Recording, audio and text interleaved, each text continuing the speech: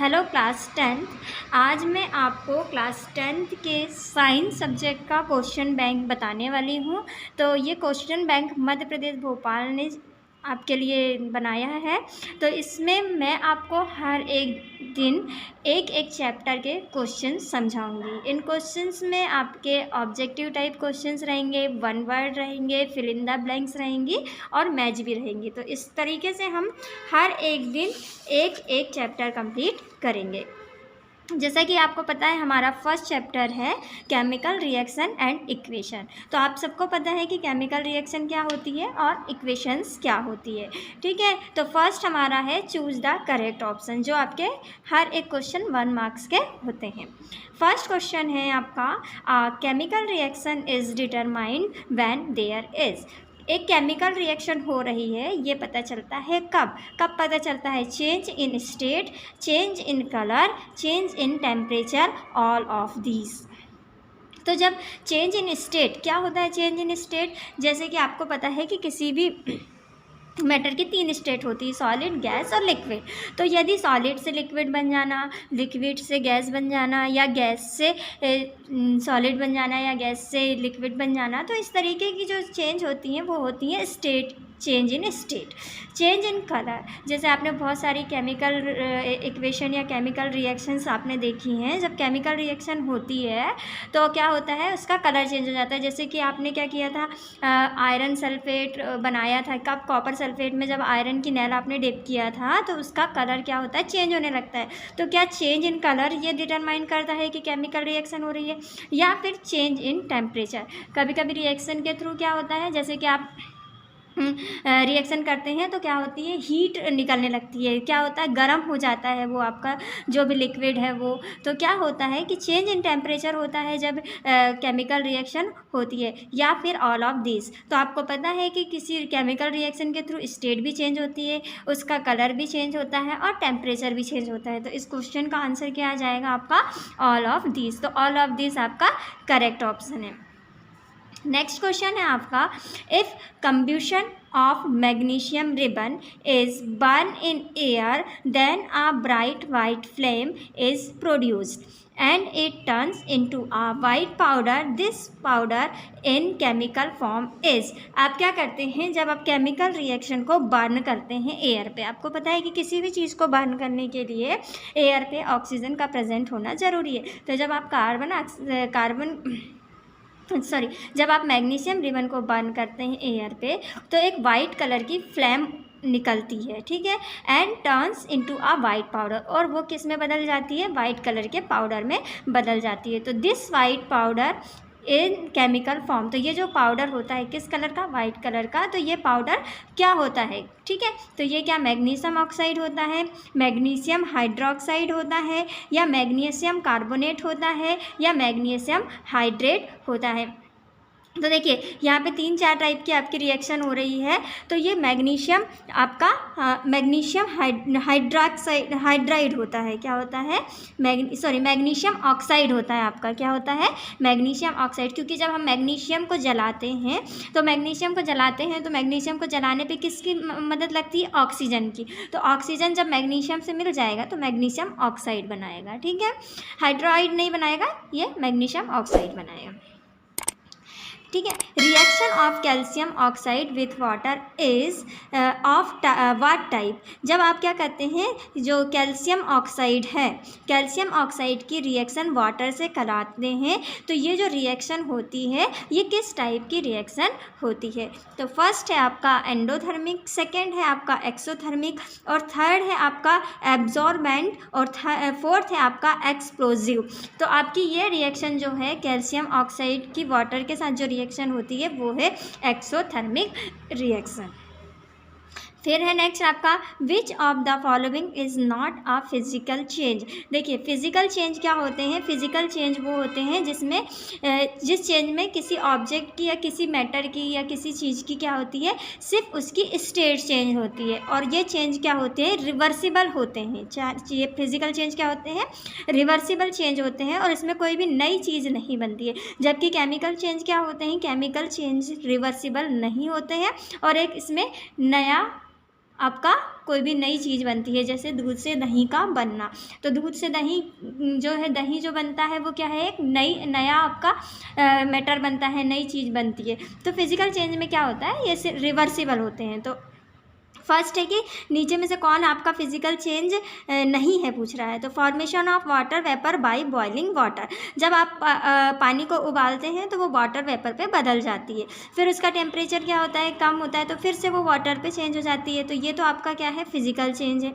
कंब्यूशन of LPG gas का जलना, ठीक है। जब एलपीजी गैस को जलाते हो तो क्या वो फिर से आप एलपीजी गैस ले सकते हो वापस? नहीं, हम एलपीजी गैस को वापस प्राप्त नहीं कर सकते। Formation of water bye melting of ice, क्या होता है कि बर्फ़ पिघल गई है, मेल्ट हो गई है, फिर उसके बाद में आप क्या बर्फ़ बना सकते हैं? हाँ, बिल्कुल बना सकते हैं। Dissolution of salt in water, पानी में नमक का घुलना, ठीक है। फिर उसका यदि टेम्परेचर बढ़ाते हो तो आप फिर से क्या ले सकते हो, फिर से वापस नमक ले सकते हो। तो इस तरीके से ये जो आपके फर्स्ट, थर्ड और फोर्थ जो है ये फिजिकल चेंज है, और सिर्फ आपका जो सेकेंड नंबर है बी, वो है आपका केमिकल चेंज। नेक्स्ट है आपका electrolysis of water is a decomposition reaction, mole ratio of hydrogen and oxygen released will be. आपको पता है कि जो वाटर है, वाटर का फॉर्मूला क्या होता है, H2O। तो इसमें ये पूछ रहा है कि जो H2O है उसमें हाइड्रोजन और ऑक्सीजन का रेशियो क्या है, क्या 1:1 है, 2:1 है, या 4:1 है, या 1:2 है। देखिए, पहले बोला है हाइड्रोजन और फिर बोला है ऑक्सीजन, तो इसका फॉर्मूला क्या होता है, H2O, मतलब कि हाइड्रोजन के 2 और ऑक्सीजन का 1, इसलिए रेशियो क्या आ जाएगा, 2:1। यदि आपसे पूछता ऑक्सीजन एंड हाइड्रोजन, तब आप क्या कर सकते थे, 1:2 लिख सकते थे। नेक्स्ट है on keeping silver chloride in sunlight for a long time it turns black because, जब आप सिल्वर क्लोराइड को सनलाइट के सामने या सनलाइट पे लंबे समय तक रखते हैं तो वो क्या हो जाता है, वो ब्लैक हो जाता है। ऐसा क्यों होता है, चलिए देखते हैं option. Bye the decomposition of silver chloride, silver का आपका फॉर्मूला होता है या सिल्वर का सिंबल होता है Ag और क्लोराइड Cl। तो आप जब सिल्वर को सनलाइट के प्रेजेंट पर रखते हैं तो ये बोल रहा है कि by the decomposition of silver chloride, तो सिल्वर क्लोराइड का क्या हो जाता है, डिकम्पोजिशन हो जाता है, सिल्वर इज फॉर्म और सिल्वर बनता है। Sublimation of silver chloride take place, silver chloride का सब्लाइमेशन हो जाता है। या decomposition of chlorine gas is done by silver chloride, तो क्लोरीन गैस बन जाती है बोल रहा है। Oxidation of silver chloride take place, या फिर सिल्वर क्लोराइड का ऑक्सीडेशन हो जाता है। तो इसका आंसर है हमारे पास में by decomposition of silver chloride silver is formed. वैसे बहुत सारे चांदी की चीज़ें जो होती है वो यदि आप ऐसे खुले में रख देते हैं तो वो धीरे धीरे क्या होने लगती है, काली पड़ने लगती हैं, क्योंकि इन पे भी रिएक्शन होती है और ये भी रिएक्टिव मेटल है, लेकिन क्या है, आयरन से थोड़ा कम है, कॉपर से थोड़ा कम है, बट सिल्वर भी एक रिएक्टिव मेटल होता है। While coloured silver chloride turns grey इन सनलाइट, तो बोल रहा है कि क्यों, जो अभी हमने क्वेश्चन 6 पढ़ा ना उसी के टाइप का ये क्वेश्चन है कि बोल रहा है कि जो सिल्वर है उसका कलर क्यों ग्रे कलर हो जाता है, उसका कलर ग्रे क्यों हो जाता है सनलाइट में। This reaction is an example of, तो ये रिएक्शन किसका एग्जाम्पल है, क्या ये डिकम्पोजिशन रिएक्शन का एग्जाम्पल है, या प्रिसिपिटेशन रिएक्शन का, या कॉम्बिनेशन का, या डिस्प्लेसमेंट का। तो आपको पता है कि जो केमिकल रिएक्शन होती है उसके लेफ़्ट में, मतलब कि यहाँ पे जो होती हैं लेफ़्ट में रिएक्टेंट होते हैं, फिर हम लगाते हैं एक एरो, और इधर जो राइट में मिलते हैं वो होते हैं प्रोडक्ट होते हैं। तो जब हम सिल्वर क्लोराइड को सनलाइट के प्रेजेंट पे रखते हैं तो ये जो रिएक्शन होती है ये रिएक्शन किस टाइप की रिएक्शन है, तो डिकम्पोजिशन रिएक्शन में क्या होता है, डिकम्पोजिशन रिएक्शन पे रिएक्टेंट ब्रेक होते हैं और ऑब्जेक्ट बनाते हैं, और आपकी कॉम्बिनेशन में क्या होता है, रिएक्टेंट जुड़ते हैं और आपके क्या बनाते हैं, प्रोडक्ट बनाते हैं।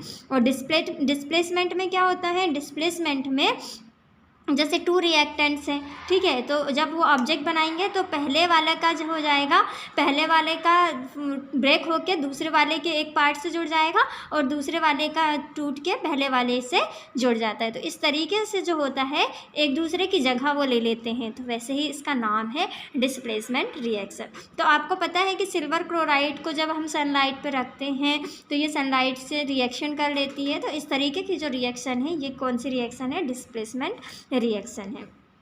नेक्स्ट है reaction in which heat is absorb are called. ऐसी रिएक्शन जिसमें हीट एब्जॉर्ब्ड होती है, मतलब कि अवशोषित होती है, वो रिएक्शन कहलाती है। देखिए हमने एक्सोथर्मिक और एंडोथर्मिक रिएक्शन बहुत बार पढ़ा हुआ है, तो आपको पता होना चाहिए कि एक्सोथर्मिक रिएक्शन पे क्या होता है और एंडोथर्मिक रिएक्शन पे क्या होता है। तो ऐसी रिएक्शन जिसमें हीट ऑब्जर्व्ड होती है वो क्या एक्सोथर्मिक है, क्या वो कॉम्बिनेशन है, या फिर एंडोथर्मिक है, या फिर एवापोरेशन है।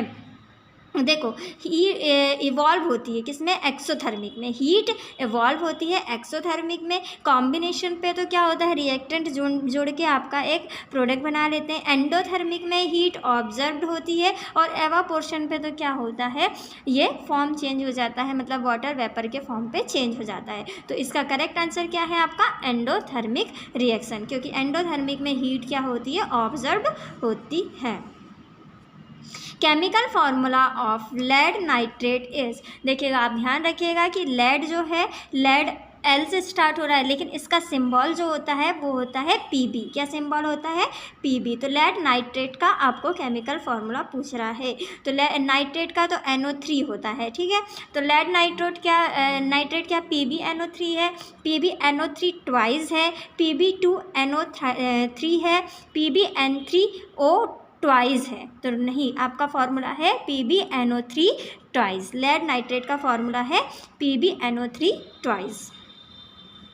नेक्स्ट क्वेश्चन है आपका dissociation of food materials into carbon dioxide and water is what type of reaction. जब हम डिसोसिएशन होता है हमारे फूड मटेरियल्स का तो वो किस में होता है? कार्बन डाइऑक्साइड एंड वाटर के फॉर्म पे। तो is what type of reaction. तो ये रिएक्शन जो है ये किस टाइप की रिएक्शन होती है? एंडोथर्मिक, थर्मिक, एक्सोथर्मिक या रिएक्शन विथआउट एनर्जी चेंज। तो एक्सोथर्मिक, एंडोथर्मिक तो आपको पता ही है। थर्मिक मतलब कि जिसमें हीट बढ़ जाए या हीट आ जाए। रिएक्शन विथआउट एनर्जी चेंज, ऐसी रिएक्शन जिसमें कोई एनर्जी का चेंज नहीं होता है।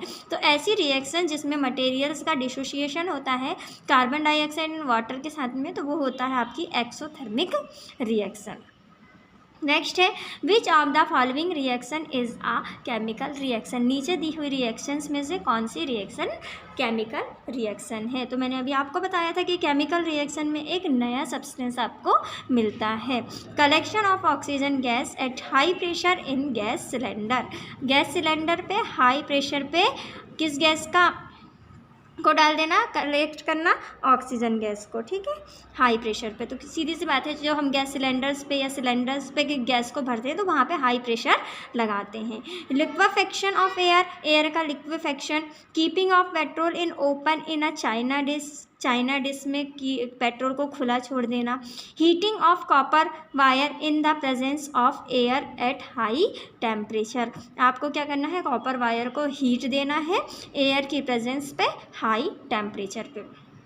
तो यही जो है आपका ये केमिकल चेंज है, ठीक है। Which of the following is not a chemical reaction. इनमें से कौन सी जो रिएक्शन है वो केमिकल रिएक्शन नहीं है? Rusting of iron particles, iron particles का रस्टिंग होना मतलब कि किसी लोहे की चीज़ पे जंग का लगना। कुकिंग ऑफ फूड, खाना का बनना। मेल्टिंग ऑफ आइस, क्या? बर्फ़ का पिघलना। बर्निंग ऑफ पेपर, क्या आयरन पार्टिकल्स पे जो रस्ट लगती है वो केमिकल चेंज नहीं है? या खाने का बनना मतलब कच्चे खाने को पका देना, तो क्या ये केमिकल चेंज नहीं है? या बर्फ़ का पिघलना या फिर पेपर का जलना। तो ये है आपका केमिकल चेंज कौन सा नहीं है? Melting of ice. अब है हमारा question number 13। What is the name of acid which melts gold and platinum? वो एसिड का नाम क्या है जो मेल्ट करता है गोल्ड को और प्लेटिनम को? सोने को और प्लेटिनम को मेल्ट करने वाले आपके एसिड का नेम क्या है? क्या नाम है उस एसिड का? क्या वो एक्वा रेजिया है, या कंसनट्रेट हाइड्रोक्लोरिक एसिड मतलब कि कंसनट्रेट HCl, या कंसनट्रेट नाइट्रिक एसिड है, या एक्वसिस नाइट्रिक एसिड है? तो ये चीज़ आपको याद रखनी पड़ेगी कि ये है एक्वा रेजिया।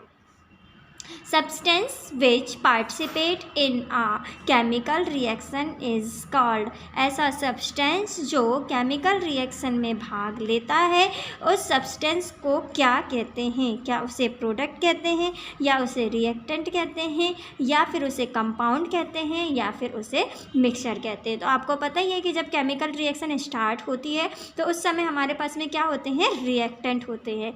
जब रिएक्टेंट रिएक्शन करते हैं तो उसके बाद में क्या बनाते हैं? प्रोडक्ट बनाते हैं। और रिएक्टेंट कहाँ होते हैं? केमिकल रिएक्शन के लेफ्ट साइड में रिएक्टेंट होते हैं। तो सब्सटेंस जो केमिकल रिएक्शन में पार्टिसिपेट करते हैं उन्हें बोलते हैं रिएक्टेंट्स। नेक्स्ट क्वेश्चन है आपका क्या? Which of the following is not an example of exothermic reaction? इनमें से कौन जो है वो एक्सोथर्मिक रिएक्शन का एग्जाम्पल नहीं है? Combustion of natural gas, combustion of coal, digestion of food, electrolysis of water. तो देखिएगा आपके ये सब जो है एग्जाम्पल हैं किसके?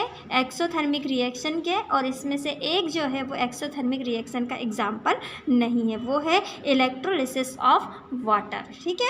नेक्स्ट है आपका CaCO3 मतलब calcium carbonate presence of heat is dissociate into.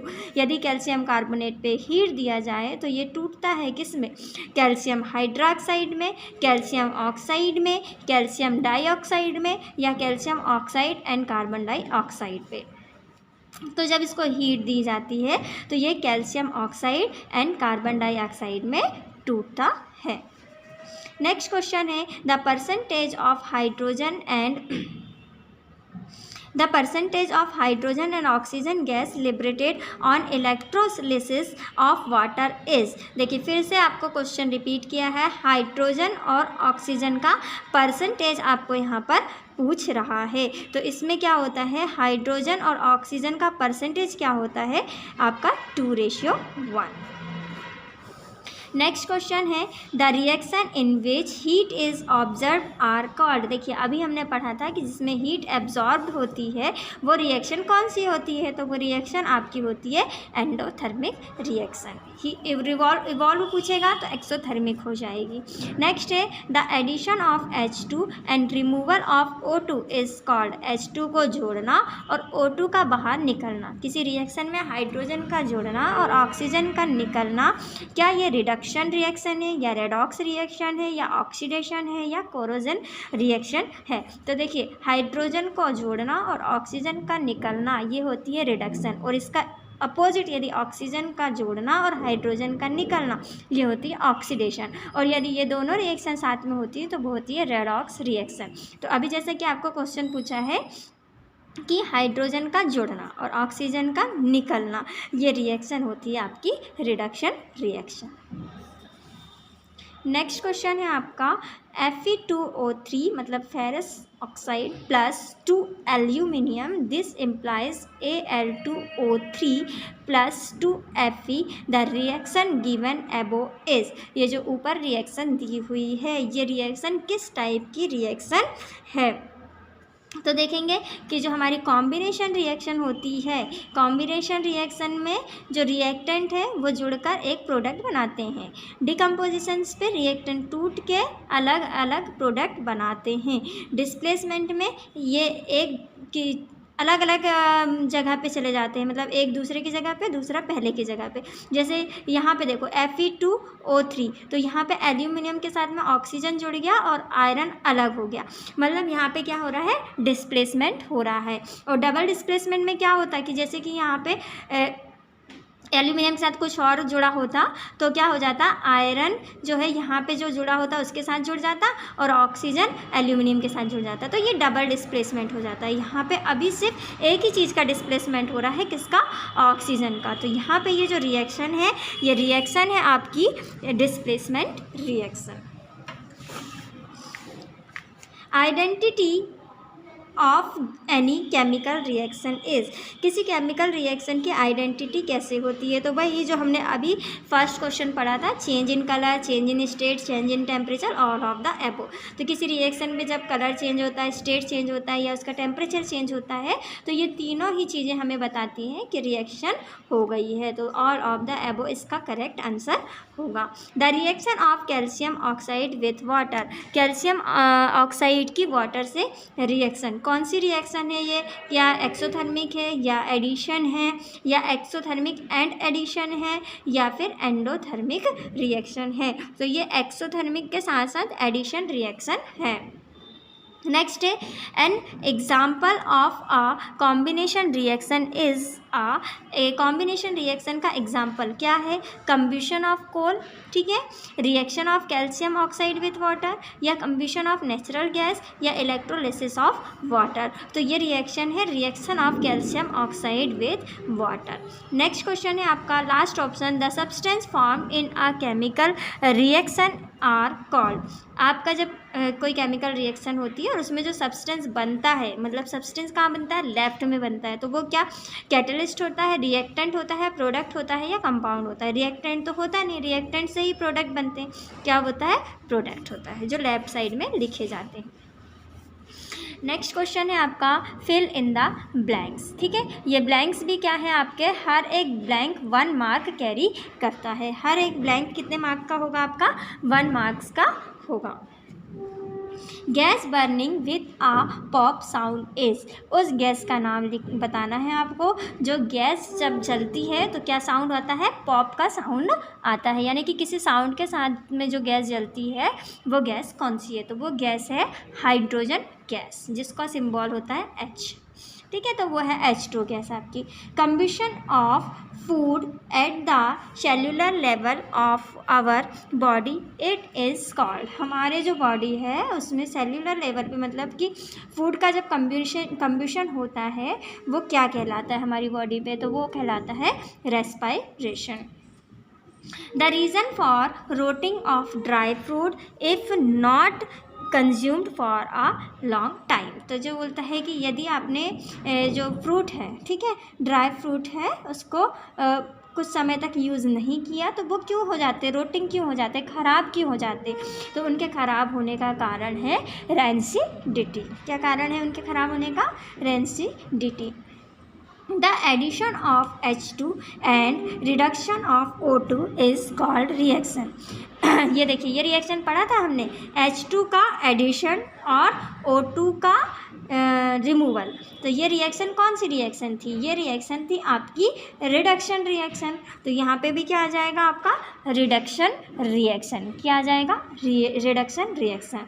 The wall becomes shiny after 2-3 days of white washing the walls, this is due to the formation of, जब घरों में पुताई होती है तो उसके पुताई होने के 2-3 दिन बाद उसमें क्या आती है, शाइनिंग आती है। ये किस वजह से शाइनिंग आती है, तो इसका रीज़न है CaCO3, मतलब कि कैल्शियम कार्बोनेट की वजह से। देखिए ऑक्सीजन प्रेजेंट होती है एटमॉस्फेयर पे, जब हम चूने से पुताई करते हैं तो चूने से पुताई करने के बाद में जब हमारी वॉल जो है वो 2-3 दिन तक एयर के कांटेक्ट में आती है तो उससे ऑक्सीजन मिल जाती है और वो क्या बना लेता है, CaCO3 बना लेता है। इस तरीके से जो है वो वॉल जो है वो 2-3 दिन बाद शाइन करने लगती है।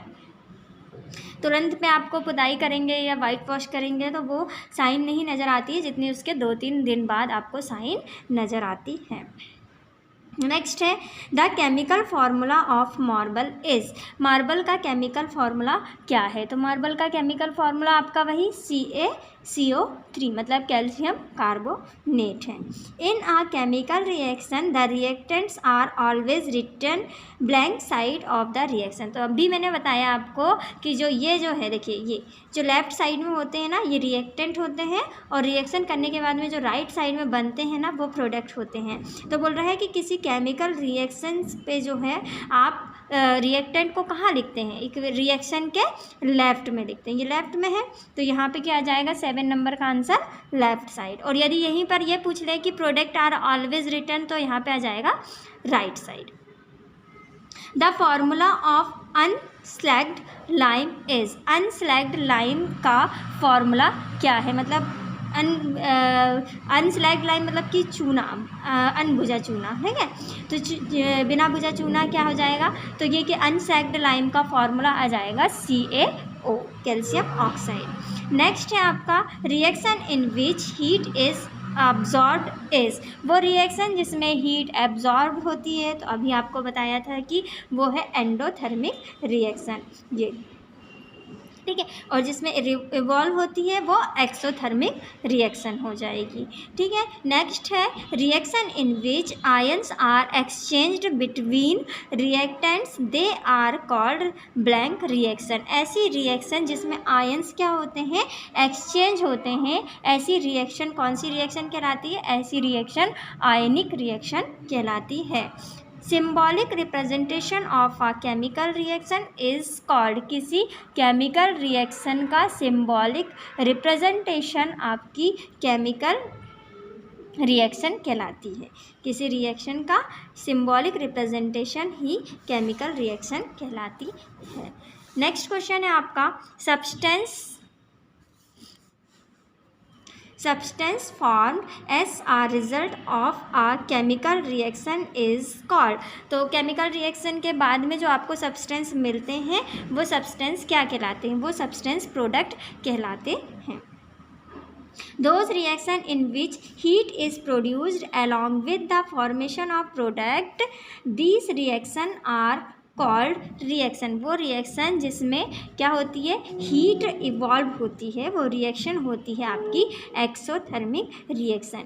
To protect iron object from blank it part on it, किसी रिएक्शन को आपको प्रोटेक्ट करना है, तो वो रिएक्शन को किसी आयरन ऑब्जेक्ट को प्रोटेक्ट करना है, तो आप क्या करते हैं उसमें, मतलब जो रिएक्शन है, जैसे आयरन है, आयरन पे यदि कोई रिएक्शन हो जाए, ठीक है, और एक लेयर बन जाए, तो ये कहलाती है उसकी रस्टिंग, ठीक है।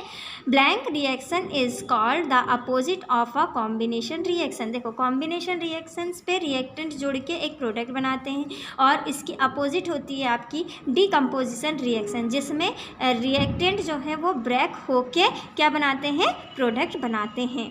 जैसे यदि यहाँ पर H2O है, ठीक है, H2O है, तो ये लेफ़्ट साइड में जाकर H2 और O पे ब्रेक हो जाता है, तो इस तरीके की रिएक्शन जो होती है डीकम्पोजिशन रिएक्शन होती है। तो reaction is called the opposite of a combination reaction. तो किस रिएक्शन को कॉम्बिनेशन रिएक्शन का अपोजिट कहा जाता है, तो उसे क्या है, डीकम्पोजिशन रिएक्शन।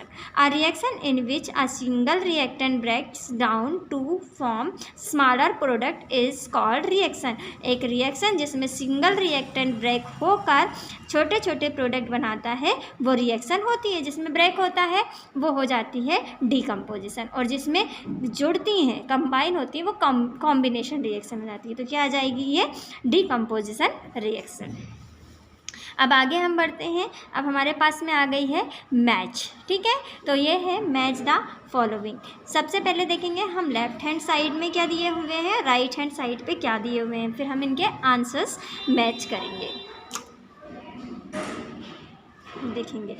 फर्स्ट है हमारा रस्टन ऑफ आयरन, मतलब कि आयरन का जंग लगना। डिकम्पोजिशन ऑफ वेजिटेबल्स और टू कंपोस्ट, क्या होता है, वेजिटेबल्स का डिकम्पोजिशन होना, मतलब कि टूटना। बैलेंस केमिकल इक्वेशन, तो बैलेंस केमिकल इक्वेशन क्या है, डिकम्पोजिशन ऑफ लाइम स्टोन, मतलब चूने के पत्थर का decomposition. Addition of oxygen, oxygen का जोड़ना, ठीक है। देखो एक जगह हमने पढ़ा ना कि हाइड्रोजन का निकलना, हाइड्रोजन का जुड़ना और ऑक्सीजन का निकलना, तो वैसे ही इसकी अपोजिट भी होती है कि ऑक्सीजन का जुड़ना, हाइड्रोजन का निकलना। तो हाइड्रोजन जुड़ता है, ऑक्सीजन निकलता है, तो वो होती है रिडक्शन, और इसका अपोजिट जब ऑक्सीजन जुड़ेगा और हाइड्रोजन निकलेगा तो हो जाएगी आपकी oxidation. Combustion of methane, methane का combination. The reaction between iron nail and copper sulphate solution, reaction किसके किसके बीच में, आपका कॉपर सल्फेट और आयरन नेल के बीच में, वही ब्लू कलर का कलर सब्सटेंस आपका मिल जाता है। Formation of insoluble salt, insoluble salt का formation. Substance which participate in any chemical reaction, ऐसी केमिकल रिएक्शन जिसमें सब्सटेंस पार्टिसिपेट करते हैं। प्रिवेंशन फ्रॉम रेंसिडिटी, रेंसिडिटी से सुरक्षा। यहाँ पे अब आपके ऑप्शंस दिए हुए, प्रिसेप्शन रिएक्शन, ऐसी रिएक्शन जिसमें प्रिसेप्शन होता है वो प्रिसेप्शन रिएक्शन। थर्मल डिसोसिएशन, क्या होता है थर्मल डिसोसिएशन, केमिकल रिएक्शन है, डिस्प्लेसमेंट रिएक्शन है, कोरोजन है, यूज़ ऑफ एंटीऑक्सीडेंट है, law of conservation of mass है, ऑक्सीडेशन रिएक्शन है, एक्सोथर्मिक रिएक्शन है और आपका रिएक्टेंट है। तो ये सारी चीज़ें तो आपको मालूम ही है। तो चलिए देखेंगे कि Roston of iron, Roston of iron क्या है। रस्टन ऑफ आयरन है आपका कोरोजन्स, मतलब कि जंग, संक्षारण। Decomposition of vegetables to compose, क्या होता है वेजिटेबल्स का डिकम्पोजिशन होना, वेजिटेबल का डिकम्पोजिशन होना, ये होता है आपका प्रिसिप्शन रिएक्शन। अब है आपका नेक्स्ट बैलेंस केमिकल इक्वेशन। तो बैलेंस केमिकल इक्वेशन क्या होती है, ये है लॉ ऑफ कंजर्वेशन, मतलब कि जितना रिएक्टेंट उतना ही प्रोडक्ट। तो ये होता है लॉ ऑफ कंजर्वेशन मास। फिर है आपका decomposition of lime water, lime water का मतलब कि चूने के पत्थर का डिकम्पोजिशन, चूने का पत्थर का डिकम्पोजिशन। इसमें देखिएगा जब भी आप पानी में चूना डालते हैं तो क्या निकलती है, उससे कार्बन डाइऑक्साइड गैस निकलती है, मतलब बुलबुले निकलते हैं। तो इस तरीके की जो रिएक्शन होती है ये थर्मल डिसोसिएशन रिएक्शन होती है, ठीक है, क्योंकि इसमें क्या होती है हीट निकलती है, गर्म हो जाता है। अब उस बर्तन को छूकर देखेंगे तो वो क्या हो जाता है, गर्म हो जाता है। Addition of oxygen, oxygen gas का जुड़ना, ऑक्सीजन गैस का निकलना आपकी थी रिडक्शन, तो ऑक्सीजन गैस का जुड़ना ये हो जाएगी आपकी ऑक्सीडेशन, ठीक है। Combustion of methane, methane gas का कम्ब्यूशन CH4, ठीक है। तो मैथेन गैस का कम्ब्यूशन ये होती है chemical reaction. The reaction between iron nail and copper sulphate solution, reaction बताना है आपको आयरन नेल की और कॉपर सल्फेट के सॉल्यूशन के बीच में। तो देखिएगा इसमें क्या होता है, जो आयरन है ना वो सल्फेट के साथ जुड़ जाता है, किसके साथ जुड़ जाता है, सल्फेट के साथ में, और क्या बना लेता है, आयरन सल्फेट बना लेता है। मतलब कि क्या होता है CuSO4 में Cu अलग हट जाता है और FeSO4 के साथ में जुड़ जाता है। मतलब ये जो रिएक्शन है ये रिएक्शन है displacement reaction. Formation of insoluble salt, insoluble salt का बनना, ठीक है। इनसॉल्युबल साल्ट का बनना ये रिएक्शन है आपकी ये आएगी प्रिसिप्शन रिएक्शन, ये आएगा प्रिसिप्शन रिएक्शन, तो हो गया आपका फॉर्मेशन ऑफ इनसॉल्युबल साल्ट, हाँ प्रिसिप्शन रिएक्शन, ठीक है। और जो ये रस्टन ऑफ था ये आयरन था।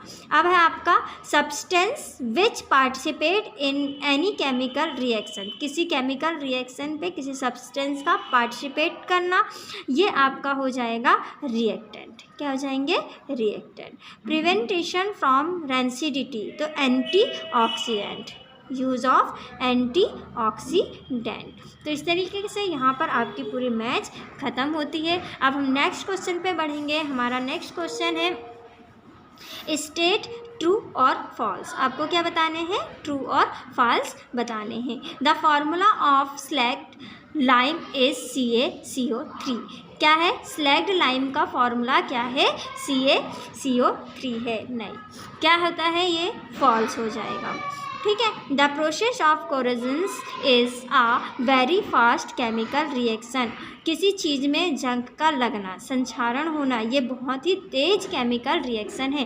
क्या लोहे को आपने लेकर आया है और उसमें तुरंत ही जंग लग जाती है, नहीं, कुछ समय तक जब ये एयर में खुले पड़े रहेगा या खुला रखा रहेगा तो ही इसमें क्या होता है, कोरोजन होता है या जंग लगती है। तो ये एकदम फास्ट केमिकल रिएक्शन नहीं है, ये स्लो केमिकल रिएक्शन है। तो ये क्या जाएगा, फॉल्स आ जाएगा। जैसे कि अगर आपने दूध में थोड़ा सा नींबू डाल दिया तो तुरंत ही दूध क्या बन जाता है, फट जाता है और दही बन जाता है। तो वो है एक फास्ट केमिकल रिएक्शन। लेकिन यहाँ पे किसी आयरन का या किसी रिएक्शन का जहाँ पे कोरोजन पार्टिसिपेट करता है तो ऐसी रिएक्शन होती है आपकी slow chemical reaction. In presence of sunlight silver chloride dissociate into silver and chlorine. किसी एक रिएक्शन जहाँ पे सिल्वर क्लोराइड टूट जाता है सनलाइट की प्रेजेंट पे और बनाता है सिल्वर और क्लोरीन, तो ये क्या है, ट्रू है। Hydrogen gas is formed by the reaction of dilute sulphuric acid and granular zinc. तो बोलता है कि हाइड्रोजन गैस बनती है जब रिएक्शन होती है किसके किसके बीच में, डाइल्यूट सल्फ्यूरिक एसिड और ग्रैन्युलर जिंक के बीच में, मतलब कि H2SO4 और Zn के बीच में जब रिएक्शन होती है तो वहाँ से हाइड्रोजन गैस निकलती है। तो ये हो जाएगा आपका true. The black coating on silver jewellery is made of silver chloride. जो सिल्वर ज्वेलरी के ऊपर एक ब्लैक कलर का जो कोट आ जाता है, यानी कि ब्लैक कलर की जो परत चढ़ जाती है, वो सिल्वर क्लोराइड है? नहीं, वो सिल्वर क्लोराइड नहीं है, क्योंकि सिल्वर क्लोराइड तो टूट जाता है, ठीक है, तो वो बन जाता है सिल्वर और क्लोरीन अलग अलग निकल जाते हैं और सिल्वर के साथ में जुड़ जाती है ऑक्सीजन, तो सिल्वर ऑक्साइड बनाता है वो, ना कि सिल्वर क्लोराइड। तो यह जाएगा फॉल्स। अब है नेक्स्ट आपको वन वर्ड आंसर या वन सेंटेंस आंसर्स। तो give the answer in one word sentence. ये भी 1 मार्क कैरी करेंगे each question. What are reactant? Reactant क्या होते हैं? मैंने वही बताया आपको कि रिएक्टेंट क्या करते हैं, किसी भी केमिकल रिएक्शन में पार्टिसिपेट करते हैं और ये लेफ्ट साइड पे लिखे हुए होते हैं। A substance which participate in a chemical reaction is called reactant। किसको बोलते हैं? वो सब्सटेंस जो केमिकल रिएक्शन पे पार्टिसिपेट करते हैं, मतलब कि भाग लेते हैं, उन्हें बोलते हैं रिएक्टेंट, ठीक है। और इसके साथ में आप लिख भी सकते हो आगे कि इन्हें हम क्या करते हैं, केमिकल रिएक्शन के लेफ्ट साइड में राइट करते हैं। Question second, why do we apply paint on iron object? तो देखिएगा, किसी भी आयरन के ऑब्जेक्ट में हम पेंट क्यों कर देते हैं?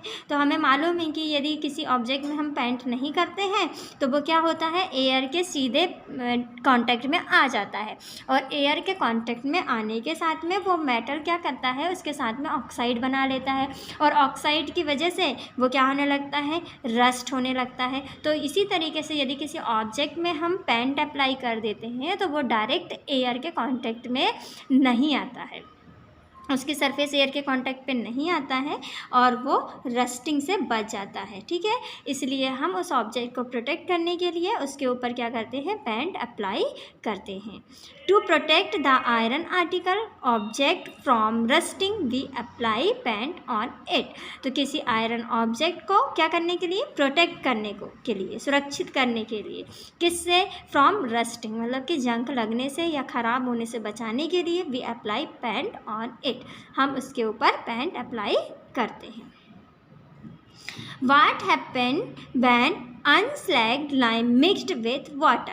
क्या होगा जब अनस्लैग्ड लाइम को आप पानी के साथ मिलाएंगे, मतलब कैल्शियम ऑक्साइड CaO2 को जब आप पानी के साथ मिलाएंगे तो क्या बनेगा? तो आपको पता है कि पानी में क्या होता है, हाइड्रोजन और ऑक्सीजन। तो हाइड्रोजन और ऑक्सीजन जब उसके साथ जुड़ जाएंगे तो वो बना लेगा कैल्शियम हाइड्रोक्साइड। तो चलिए समझते हैं। व्हेन अनस्लैग्ड लाइम मिक्सड और react with water it produced sagged lime CaOH twice, releasing a large amount of heat।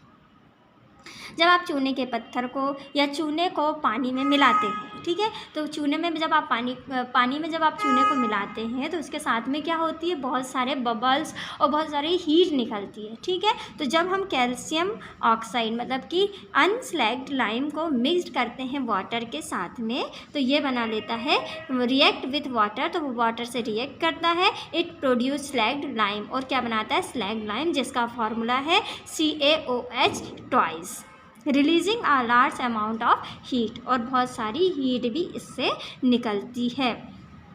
Next देखेंगे Fe plus CuSO4, this implies FeSO4 plus Cu is an example of reaction.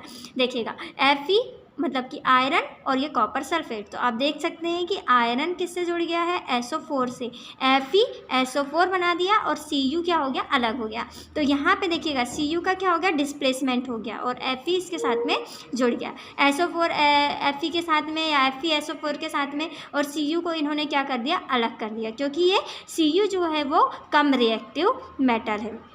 तो जो high reactive metal होते हैं ना, वो low reactive metals को, मतलब कि जो ज़्यादा रिएक्टिव होते हैं वो कम रिएक्टिव वालों को डिस्प्लेस कर देते हैं, मतलब हटा देते हैं और उनके साथ में जुड़ जाते हैं। जैसे कि Cu को हटा दिया और FeSO4 के साथ में जुड़ गया। देख सकते हैं आप इसको जनरल एग्जाम्पल भी देख सकते हैं कि एक लोहे का बर्तन और एक तांबे का बर्तन, दोनों में से सबसे पहले रस्टिंग किस पे होती है, लोहे पे। तो ये ज़्यादा रिएक्टिव होता है आयरन। तो यहाँ पे देखिएगा क्या हुआ है, इस रिएक्शन पे डिस्प्लेसमेंट हुआ है। तो ये जो रिएक्शन है ये किस प्रकार की रिएक्शन है, डिस्प्लेसमेंट रिएक्शन है। यदि यहाँ पर कुछ जुड़ा होता आयरन के साथ में, ठीक है, आयरन के साथ में जो जुड़ा होता, फिर क्या होता है कि आयरन ने सल्फेट को जोड़ लिया और कॉपर यहाँ पे जो होता ना उसको जोड़ लेता। तो इस तरीके की रिएक्शन क्या हो जाती है आपकी, डबल डिस्प्लेसमेंट, दो चीज़ का, इसका डिस्प्लेसमेंट इससे हो जाता और इसका इससे हो जाता।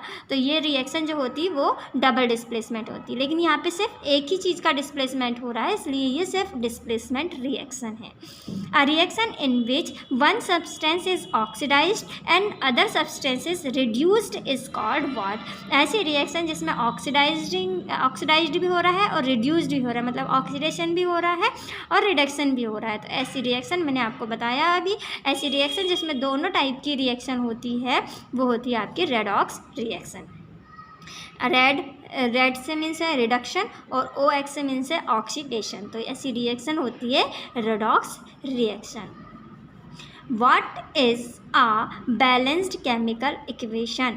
Balanced chemical equation क्या होती है? तो the balanced chemical equation is that equation in which the number of each element remain the same on both side of reaction. तो ऐसी chemical reaction या ऐसी balanced chemical reaction जिसमें equation के both side मतलब कि दोनों तरफ number of each element remain the same. जितने number of element left में है उतने ही नंबर ऑफ एलिमेंट क्या होना चाहिए, राइट होने चाहिए। मतलब जितने प्रोडक्ट है, मतलब जितना प्रोडक्ट बना है उतने ही रिएक्टेंट प्रेजेंट है या नहीं। यदि ऐसा नहीं है तो वो रिएक्शन बैलेंस्ड नहीं होती, और यदि ऐसा है तो वो रिएक्शन क्या कहलाती है, बैलेंस्ड केमिकल रिएक्शन कहलाती है। जैसे कि आप यहाँ पे देख सकते हैं, यहाँ पे आयरन 1 था, इधर भी 1 है, सल्फेट 1 था, इधर भी सल्फेट 1 है, कॉपर 1 था तो कॉपर 1 है। तो इस तरीके से जो रिएक्शन होती है वो बैलेंस्ड केमिकल रिएक्शन होती है। Right the chemical equation for the combination reaction. आपको किसी कॉम्बिनेशन रिएक्शन के लिए या कॉम्बिनेशन रिएक्शन के लिए एक केमिकल इक्वेशन लिखनी है, एग्जांपल देना है। तो देखिए NH3, ठीक है, गैस है ये, प्लस HCl। NH3 किससे जुड़ेगी, HCl से जुड़ेगी। तो देखिएगा NH3 के साथ में ये H जुड़ गया, यहाँ 3H थे तो यहाँ 4H हो गया, तो NH4, और Cl भी उसके साथ जुड़ गया, तो क्या बन गया, NH4Cl। ये सब चीज़ें कंबाइन हो गई, ठीक है। तो ये कॉम्बिनेशन रिएक्शन है। अभी हमने पढ़ा कि कॉम्बिनेशन रिएक्शन का अपोजिट क्या है, डिकम्पोजिशन। मान लो NH4Cl को हम लेफ्ट में लिख लेते हैं NH4Cl, और दिस एम्प्लाइज करके बना देता NH3 प्लस HCl। तो इस तरीके की ये जो रिएक्शन बनती ये हो जाती डिकम्पोजिशन रिएक्शन। नेक्स्ट क्वेश्चन है हमारा, राइट 2 एग्जाम्पल्स ऑफ कोरिजन्स। आपको कोरिजन्स के 2 एग्जाम्पल बताने हैं। पहला है रस्टिंग ऑफ आयरन, मतलब कि लोहे पे जंग का लगना। Changing in colour of Statue of liberty, किसी भी स्टैचू का क्या होता है, कलर चेंज हो जाना, ये भी एग्जाम्पल है कोरिजन्स का। whose black coating is there on the silver ornaments। Silver ornaments मतलब कि चांदी के गहनों पे जो ब्लैक कलर की कोटिंग आ जाती है वो क्या है, तो वो ब्लैक कलर की कोटिंग जो है वो कोरिजन्स का एग्जाम्पल है। वो किसकी वजह से होता है, कोरिजन के वजह से होता है। नेक्स्ट क्वेश्चन है हमारा, what is the use of N antioxidant. Antioxidant का एक यूज़ बताइए, ठीक है। तो रेंसिडिटी से बचने के लिए हम क्या करते हैं, एंटीऑक्सीडेंट का यूज़ करते हैं। तो rancidity can be avoided by using antioxidant. तो हम रेंसिडिटी से बचने के लिए या रेंसिडिटी को दूर करने के लिए या रेंसिडिटी की समस्या को दूर करने के लिए हम एंटीऑक्सीडेंट का यूज़ करते हैं। ये एक एजेंट होते हैं जो रेंसिडिटी से बचाते हैं। How do we represent the aqueous state of matter in chemical reaction. तो किसी केमिकल रिएक्शन से आपको शो करना है एक्वसिस स्टेट को। तो देखिए NaOH मतलब सोडियम हाइड्रोक्साइड प्लस HCl मतलब हाइड्रोक्लोरिक। दिस इम्प्लाइज, देखिए NaCl से जुड़ जाएगा और OH से H जुड़ जाएगा, तो यहाँ पे 2H हो जाएंगे और 1O, तो H2O मतलब वाटर बन जाएगा और NaCl बन जाएगा। तो ये एग्जाम्पल है एक्वसिस स्टेट का। और ये यदि मैं बोलूँ तो ये एक एग्जाम्पल है डिस्प्लेसमेंट, डबल डिस्प्लेसमेंट रिएक्शन का भी। ठीक है, नेक्स्ट क्वेश्चन देखते हैं। Right N example of thermal decomposition reaction. आपको एक एग्जाम्पल बताना है जो थर्मल डिकम्पोजिशन रिएक्शन का एग्जाम्पल है। थर्मल डिकम्पोजिशन रिएक्शन मीन्स होता है, थर्मल का मतलब है हीट का बढ़ना। ठीक है, ऐसी रिएक्शन जिसमें हीट निकलती है, हीट बढ़ती है, वो रिएक्शन का आपको एग्जाम्पल बताना है। तो थर्मल डिकम्पोजिशन रिएक्शन है CaCO3। दिस इम्प्लाइज, हीट दिया हमने तो CaO बना और CO2 गैस अलग निकल गई। जैसे कि आप चूने को डालते हैं पानी में तो कार्बन डाइऑक्साइड गैस बुलबुले के साथ निकलती है क्या नहीं, तो वो हीट के साथ में निकलती है, वही है carbon dioxide gas. Very short answer type questions. अब आपको 2 मार्क्स में किस तरीके के क्वेश्चंस पूछ सकते हैं, चलिए देखते हैं। Question number first, what do you mean by exothermic reaction, give 1 example. देखिए एक्सोथर्मिक, एंडोथर्मिक, तो ये तो मुझे लग रहा है कि पक्के में ये क्वेश्चन आएगा कि इससे बहुत क्वेश्चंस आपके क्लियर हो जाते हैं। तो नेक्स्ट है आपका, देखेंगे हम कि क्या है एक्सोथर्मिक रिएक्शन। तो सिंपल सी बात है, हीट क्या होती है, इसमें इवॉल्व होती है ना। The reaction in which the heat is evolve is known as exothermic reaction. ऐसी रिएक्शन जिसमें हीट क्या होती है, इवॉल्व होती है। ठीक है, तो ऐसी रिएक्शन को बोलते हैं exothermic reaction. It is indicated by, और ये इंडिकेट करते हैं प्लस हीट से। इसको रिएक्शन को कैसे दिखाते हैं, प्लस हीट लिखकर। On the product side of an equation, किसके साइड पे, प्रोडक्ट साइड पे प्लस कर देते हैं हीट को, तो ये हो जाती है एक्सोथर्मिक रिएक्शन। जैसे कि एग्जाम्पल देखेंगे, LPG, coal and kerosene are used as a fuel in our daily life. हम अपनी डेली लाइफ में ये चीज़ें यूज़ करते हैं, ठीक है, फ्यूल के रूप में। Heat is liberated by burning of all these fuels, और ये सारे फ्यूल्स को जब हम जलाते हैं तो इससे हीट निकलती है। We can denote the combustion of methane by following equation, और इस तरीके से हम जो मेथेन है उसके कम्बशन को हम नीचे इक्वेशन से दिखा सकते हैं। जैसे कि CH4 प्लस 2O2, मतलब कि मेथेन को ऑक्सीजन के प्रेजेंट पे जब हमने क्या किया, जलाया या बर्न किया, तो क्या बनी, कार्बन डाइऑक्साइड गैस निकली, वाटर अलग निकला और हीट इसमें अलग से। तो यहाँ पे हीट इवॉल्व हो गई, इसलिए प्लस करके हीट दिखाया। तो ये प्लस हीट यदि जहाँ लिखा हुआ है तो आप समझ जाइए कि ये रिएक्शन कौन सी है, एक्सोथर्मिक रिएक्शन है। नेक्स्ट है आपका, in thermite reaction iron react with aluminium and from aluminium oxide and large amount of heat is liberated। वैसे आपको सेकेंड एग्जांपल दिखा रहा है एक थर्माइट रिएक्शन का, जिसमें एल्यूमिनियम जो है, ठीक है, वो रिएक्ट कर रहा है आयरन से। ठीक है, iron react with aluminium, iron react कर रहा है एल्यूमिनियम से एंड फॉर्म एल्यूमिनियम ऑक्साइड, और क्या बना रहा है, एल्यूमिनियम ऑक्साइड बना रहा है और हीट भी इसमें निकल रही है। तो देखिए Fe2O3 मतलब कि फेरिक ऑक्साइड टू एल्यूमिनियम, तो आयरन अलग निकल जाएगा और एल्यूमिनियम ऑक्साइड के साथ जुड़कर एल्यूमिनियम ऑक्साइड बना देगा, और साथ में इसमें हीट भी आपकी इवॉल्व होगी। नेक्स्ट है आपका, फिर से what do you mean by endothermic reaction, give 1 example. ये थी एक्सोथर्मिक, ये है एंडोथर्मिक। इसमें हीट इवॉल्व होती है, इसमें हीट ऑब्जर्व होती है। इसमें प्लस हीट दिखाएगा, इसमें माइनस हीट दिखाएगा।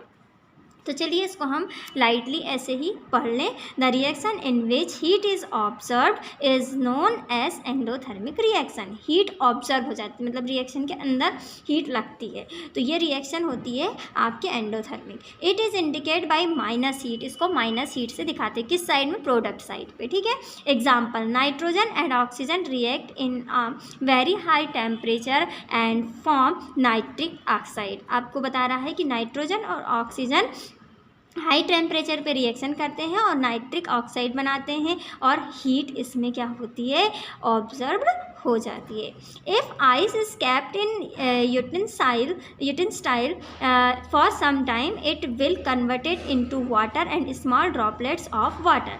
यदि हम क्या करें, आइस को खुला छोड़ दें तो कुछ समय बाद वो पानी में बदल जाती है और छोटी छोटी सी पानी की बूंदों में, मतलब भाप के रूप में बदल जाती है। Water are formed at outside of the utility. और बर्तन के आसपास हमको भाप के निशान दिखते हैं, मतलब वाटर वेपर दिखने लगती है, which so that heat is observe in this reaction. तो ये शो करता है कि इस रिएक्शन में हीट क्या है?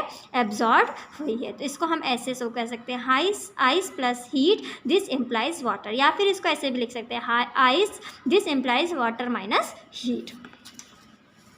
नेक्स्ट क्वेश्चन है हमारा, why is respiration considered an exothermic reaction. क्यों बोलता है कि जो रेस्पायरेशन है उसको एक्सोथर्मिक रिएक्शन बोला जाता है, ठीक है। तो respiration is an exothermic process because during respiration, क्योंकि रेस्पायरेशन के थ्रू क्या होता है? Glucose combine with oxygen. देखिए, जो भी हम फूड लेते हैं वो फूड ग्लूकोज के फॉर्म पे होता है। तो जब हमारी बॉडी में रेस्पिरेशन होता है तो ग्लूकोज कंबाइन होता है, किससे? ऑक्सीजन से, in the cells of our body to form carbon dioxide and water along with the production of energy. और ये क्या होता है? कंबाइन हो जाता है, ठीक है, ऑक्सीजन से, और हमारे ऑक्सीजन से कंबाइन हो जाता है ग्लूकोज, और फिर क्या करता है, जो हमारी सेल्स होती है उसके अंदर ये कंबाइन होता है और कार्बन डाइऑक्साइड बनाता है and water along with the production of energy. और साथ ही साथ ये सब चीज़ें मिलकर क्या बनाता है? एनर्जी प्रोड्यूस करते हैं, एनर्जी का प्रोडक्शन करते हैं। जैसे कि C6H12O6, ये है ग्लूकोज का फॉर्मूला, आपको याद रखना है। ग्लूकोज है, इसको ये ऑक्सीजन से जुड़ा, ठीक है। ग्लूकोज किससे जुड़ा है? देखो, ग्लूकोज कंबाइन हुआ ऑक्सीजन से, ठीक है, ये सब सेल पे होगा जुड़ा। फिर दिस इम्प्लाइज क्या बनाता है? ये देखिए, कार्बन डाइऑक्साइड एंड वाटर। ये देखिए, ये कार्बन डाइऑक्साइड के 6 मॉलिक्यूल्स और वाटर के भी 6, और साथ ही साथ प्रोड्यूस करता है क्या? एनर्जी। तो ये हो गई प्लस एनर्जी। इसलिए जो है हम क्या करते हैं, एक्सोथर्मिक को कौन सी रिएक्शन बोलते हैं? सॉरी, रेस्पायरेशन को हम क्या बोलते हैं? एक्सोथर्मिक रिएक्शन, क्योंकि हीट इसमें क्या होती है? एनर्जी क्या होती है? इवॉल्व होती है। देखिए, ठीक है। नेक्स्ट देखते हैं आगे, आपका है what do you mean by a precipitation reaction, give one example. आपको प्रिसिपिटेशन रिएक्शन क्या है ये बताना है एक एग्जाम्पल के साथ में। A reaction in which an insoluble solid precipitate is formed called precipitation reaction. Insoluble solid जो होते हैं वो बनते हैं किस रिएक्शन पे? प्रिसिपिटेशन रिएक्शन पे। मतलब ऐसी रिएक्शन जिसमें इनसॉल्युबल सॉलिड बनते हैं वो होती है आपकी प्रिसिपिटेशन रिएक्शन। जैसे Na2CO3 plus CaCl2, this implies sodium carbonate plus calcium chloride. This implies calcium carbonate, मतलब कैल्शियम कार्बोनेट के साथ में जुड़ जाएगा और सोडियम क्लोरीन के साथ में जुड़ के सोडियम क्लोराइड बना देगा, सॉलिड बना दिया। 2NaCl sodium chloride. In this reaction calcium carbonate is obtained reaction as a precipitant, hence it is called precipitation reaction. इस रिएक्शन में देखिए कैल्शियम कार्बोनेट आपको जो है प्रिसिपिटेट की तरह मिला है, इसलिए ये रिएक्शन जो है वो रिएक्शन क्या कहलाती है? आपकी प्रिसिपिटेशन रिएक्शन कहलाती है। नेक्स्ट क्वेश्चन है, right any one difference between displacement and double displacement reaction. चलिए, अब हमको क्या बता दें, मैं आपको डिस्प्लेसमेंट और डबल डिस्प्लेसमेंट के एग्जाम्पल्स आगे समझा चुकी हूँ। अब चलिए इसको हम लाइट रीड कर लें।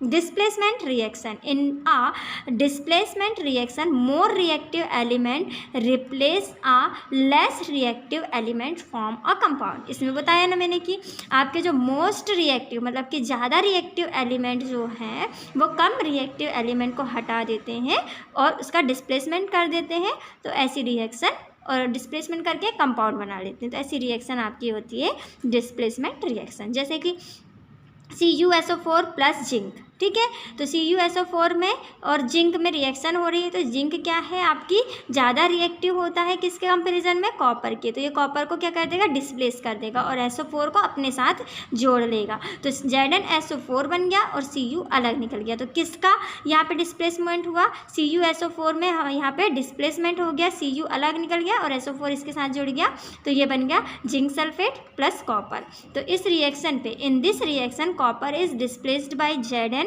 And form zinc sulphate. Zn से डिस्प्लेसमेंट हो गया और जिंक सल्फेट बना दिया, because zinc is more reactive than copper, क्योंकि जिंक ज़्यादा रिएक्टिव होता है किससे, कॉपर से। यदि यहाँ पे ZnSO4 होता और Fe होता तो FeSO4 बन जाता, Zn हट जाता, क्योंकि Fe जो है मतलब आयरन जो है वो जिंक से ज़्यादा रिएक्टिव होता। अब डबल डिस्प्लेसमेंट में क्या होता है, डबल डिस्प्लेसमेंट में क्या होता है, in this reaction two compounds combine by an exchange of ions to form two new compound. दो आयंस क्या होते हैं, डिस्प्लेसमेंट होते हैं, एक दूसरे से कंबाइन होते हैं, जैसे Na2SO4 BaCl2, तो NaCl के साथ जुड़ जाएगा और BaSO4 के साथ में जुड़ जाएगा, तो देखिएगा BaSO4 बना लिया और NaCl, और दोनों के दो हैं इसलिए सामने 2 लग गया। ये एक बैलेंस इक्वेशन भी है और डबल डिस्प्लेसमेंट रिएक्शन भी है।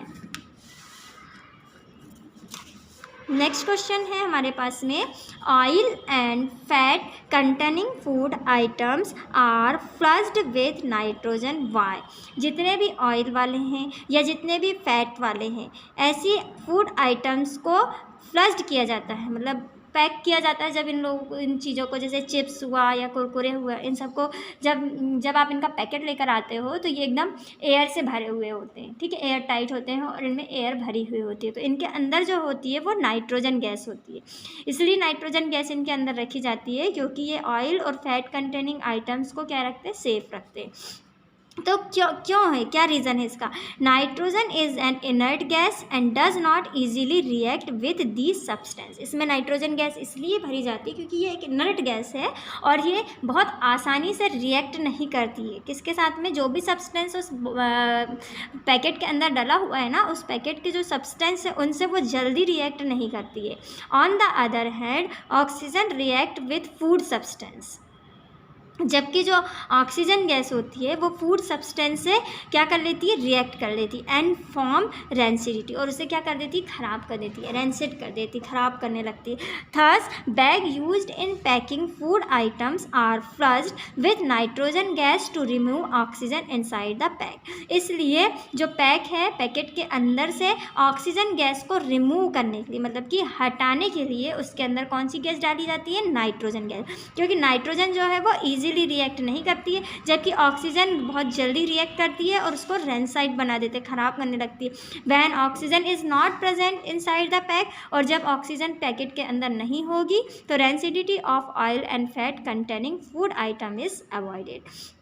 तो जो फूड आइटम है, मतलब जो ऑयल और फैट कंटेनिंग फूड आइटम्स है, इनमें अवॉइड हो जाती है क्या, रेंसिडिटी अवॉइड हो जाती है, मतलब इसके चांसेस ख़त्म हो जाते हैं, ठीक है। इसीलिए इन पैक्स के अंदर नाइट्रोजन गैस डाली जाती है। तो आपसे ऑप्शन पे भी पूछ सकता है कि oil and fat containing food items में कौन सी गैस कंटेन होती है, तो आप बता सकते हैं नाइट्रोजन गैस। नेक्स्ट क्वेश्चन है, why are decomposition reaction called the opposite of combination reaction, write chemical equation for this reaction. क्यों डिकम्पोजिशन रिएक्शन को कॉम्बिनेशन रिएक्शन का अपोजिट कहा जाता है, आपको इसके लिए एक केमिकल इक्वेशन लिखनी है।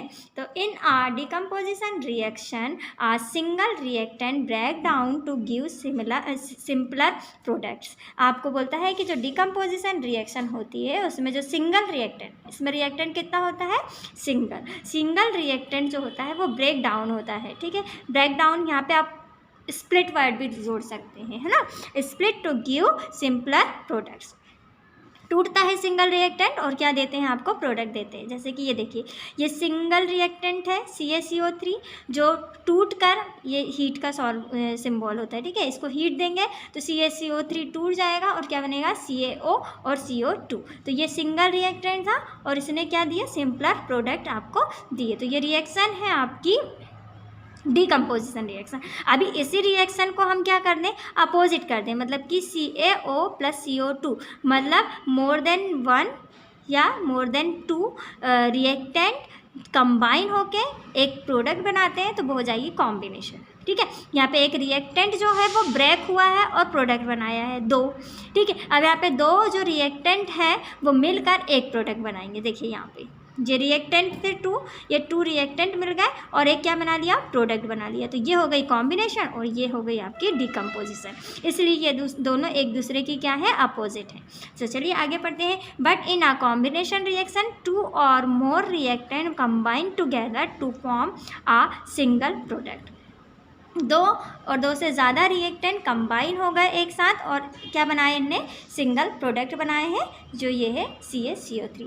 थर्स it is clear that decomposition reaction is opposite to the combination reaction. इसलिए ये क्लियर है कि जो डीकम्पोजिशन रिएक्शन है वो अपोजिट है कॉम्बिनेशन रिएक्शन की। Next question, why is sodium kept immersed in kerosene oil. हमको पता है कि जो सोडियम है, सोडियम को हम किस में स्टोर करके रखते हैं, केरोसिन ऑयल पे स्टोर करके रखते हैं। क्यों, क्योंकि हमें मालूम है कि सोडियम जो है ये क्या है, एक मोस्ट रिएक्टिव मेटल है जो खुला रखने पर, मतलब कि एयर के कांटेक्ट में आने से कैच कर लेता है फायर को, इसलिए इसे स्टोर किया जाता है केरोसिन ऑयल में। तो sodium is very reactive, sodium बहुत रिएक्टिव है। It strongly react with oxygen, और ये जल्दी ही ऑक्सीजन से रिएक्ट करता है। If it be is kept expose to air it catches fire. यदि इसे खुला छोड़ दें तो ये हवा के साथ में मिलकर आग पकड़ लेता है। So it is capped emerged in kerosene oil, इसलिए इसे इसमें रखा जाता है, केरोसिन ऑयल पे रखा जाता है ताकि ये डायरेक्टली एयर के कांटेक्ट पे ना आए। नेक्स्ट क्वेश्चन है, why should a magnesium ribbon be clean before burning in air. तो बोलता है कि जो मैग्नीशियम रिबन है उसको जलाने से पहले साफ़ क्यों किया जाता है। क्यों, क्योंकि मैग्नीशियम जो है वो भी रिएक्टिव मेटल है, इसको खुला छोड़ दे ये ऑक्सीजन से रिएक्ट करता है और ऑक्सीजन के ऊपर अपने ऊपर लेयर बना लेता है जो इसको प्रोटेक्ट करती है और जलने नहीं देती है। इसलिए सबसे पहले इसको जलाने से पहले इसे क्या किया जाता है, क्लीन किया जाता है। चलिए समझे। Magnesium is very reactive metal, magnesium बहुत रिएक्टिव मेटल है।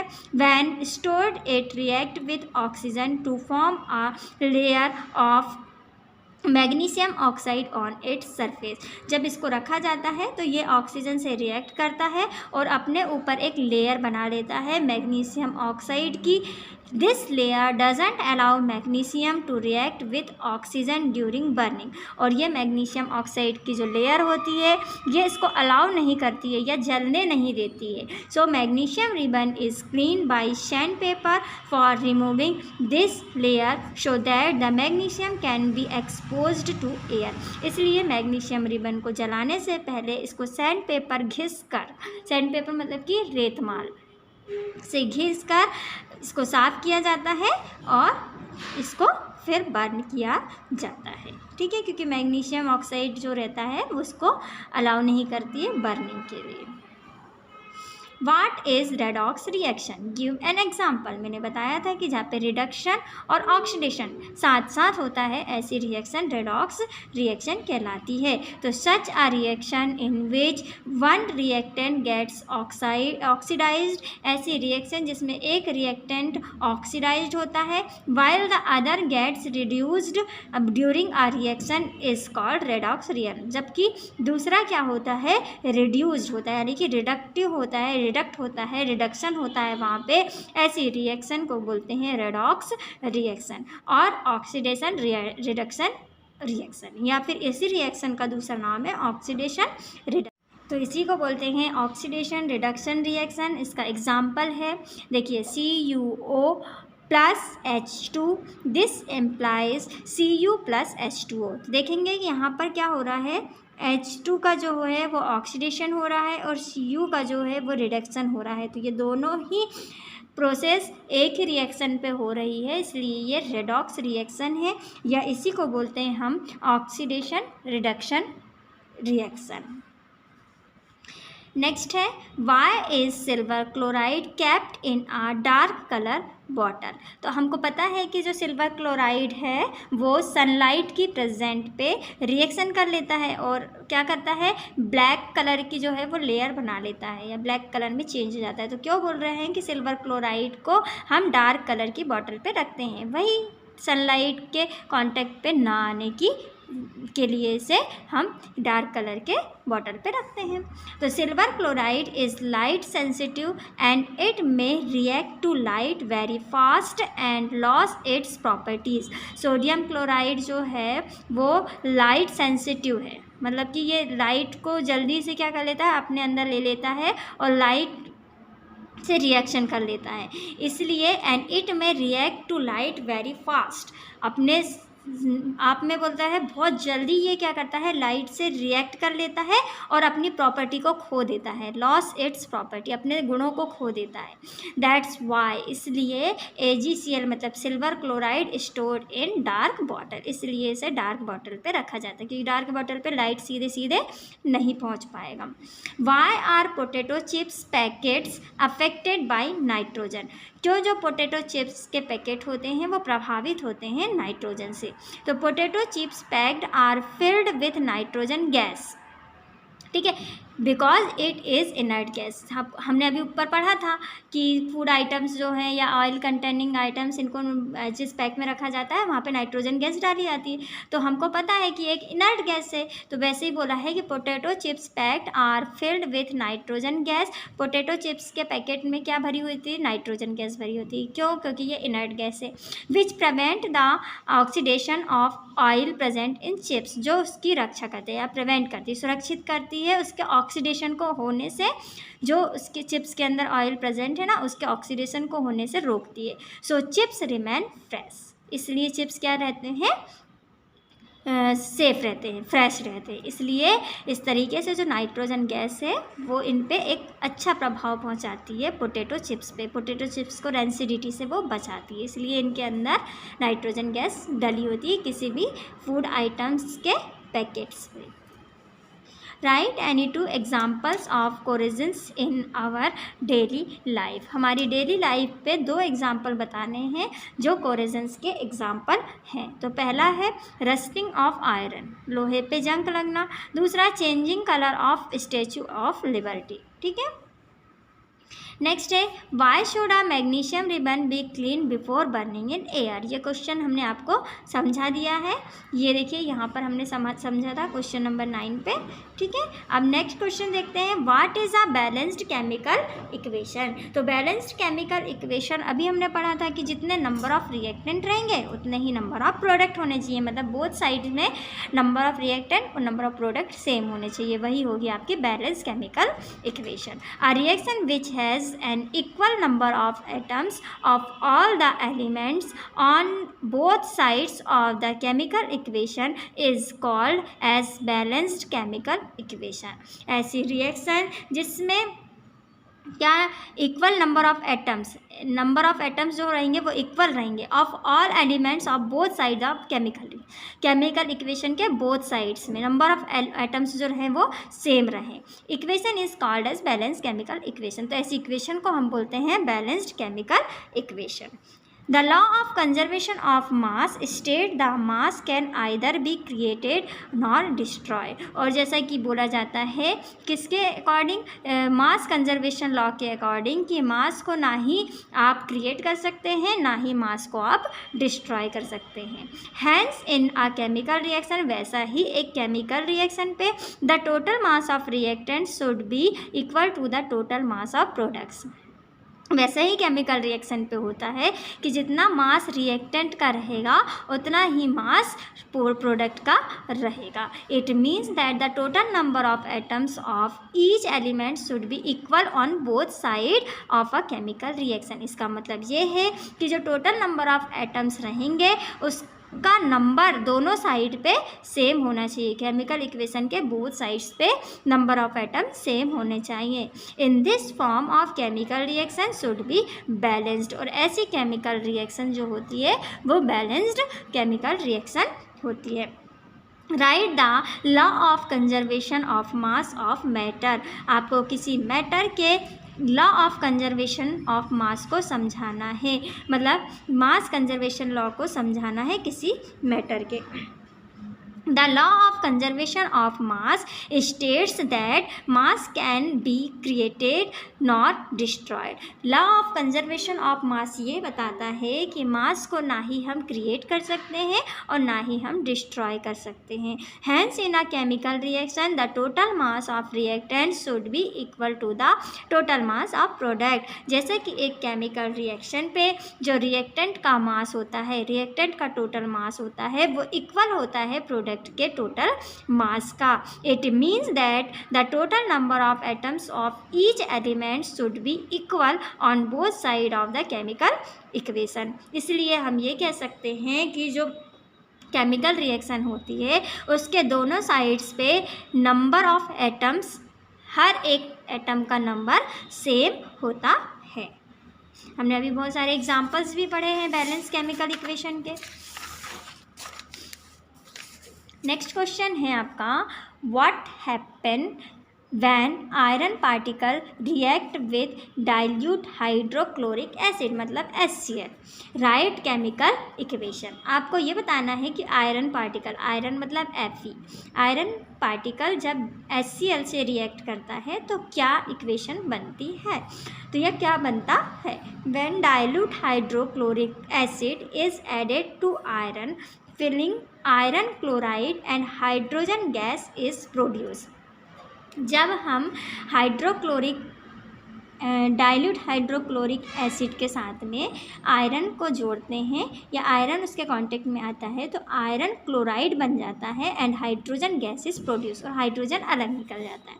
देखिए Fe+2HCl तो FeCl2 और +H2 गैस अलग निकल गई। तो इस तरीके से ये आपकी केमिकल रिएक्शन इसमें होती है।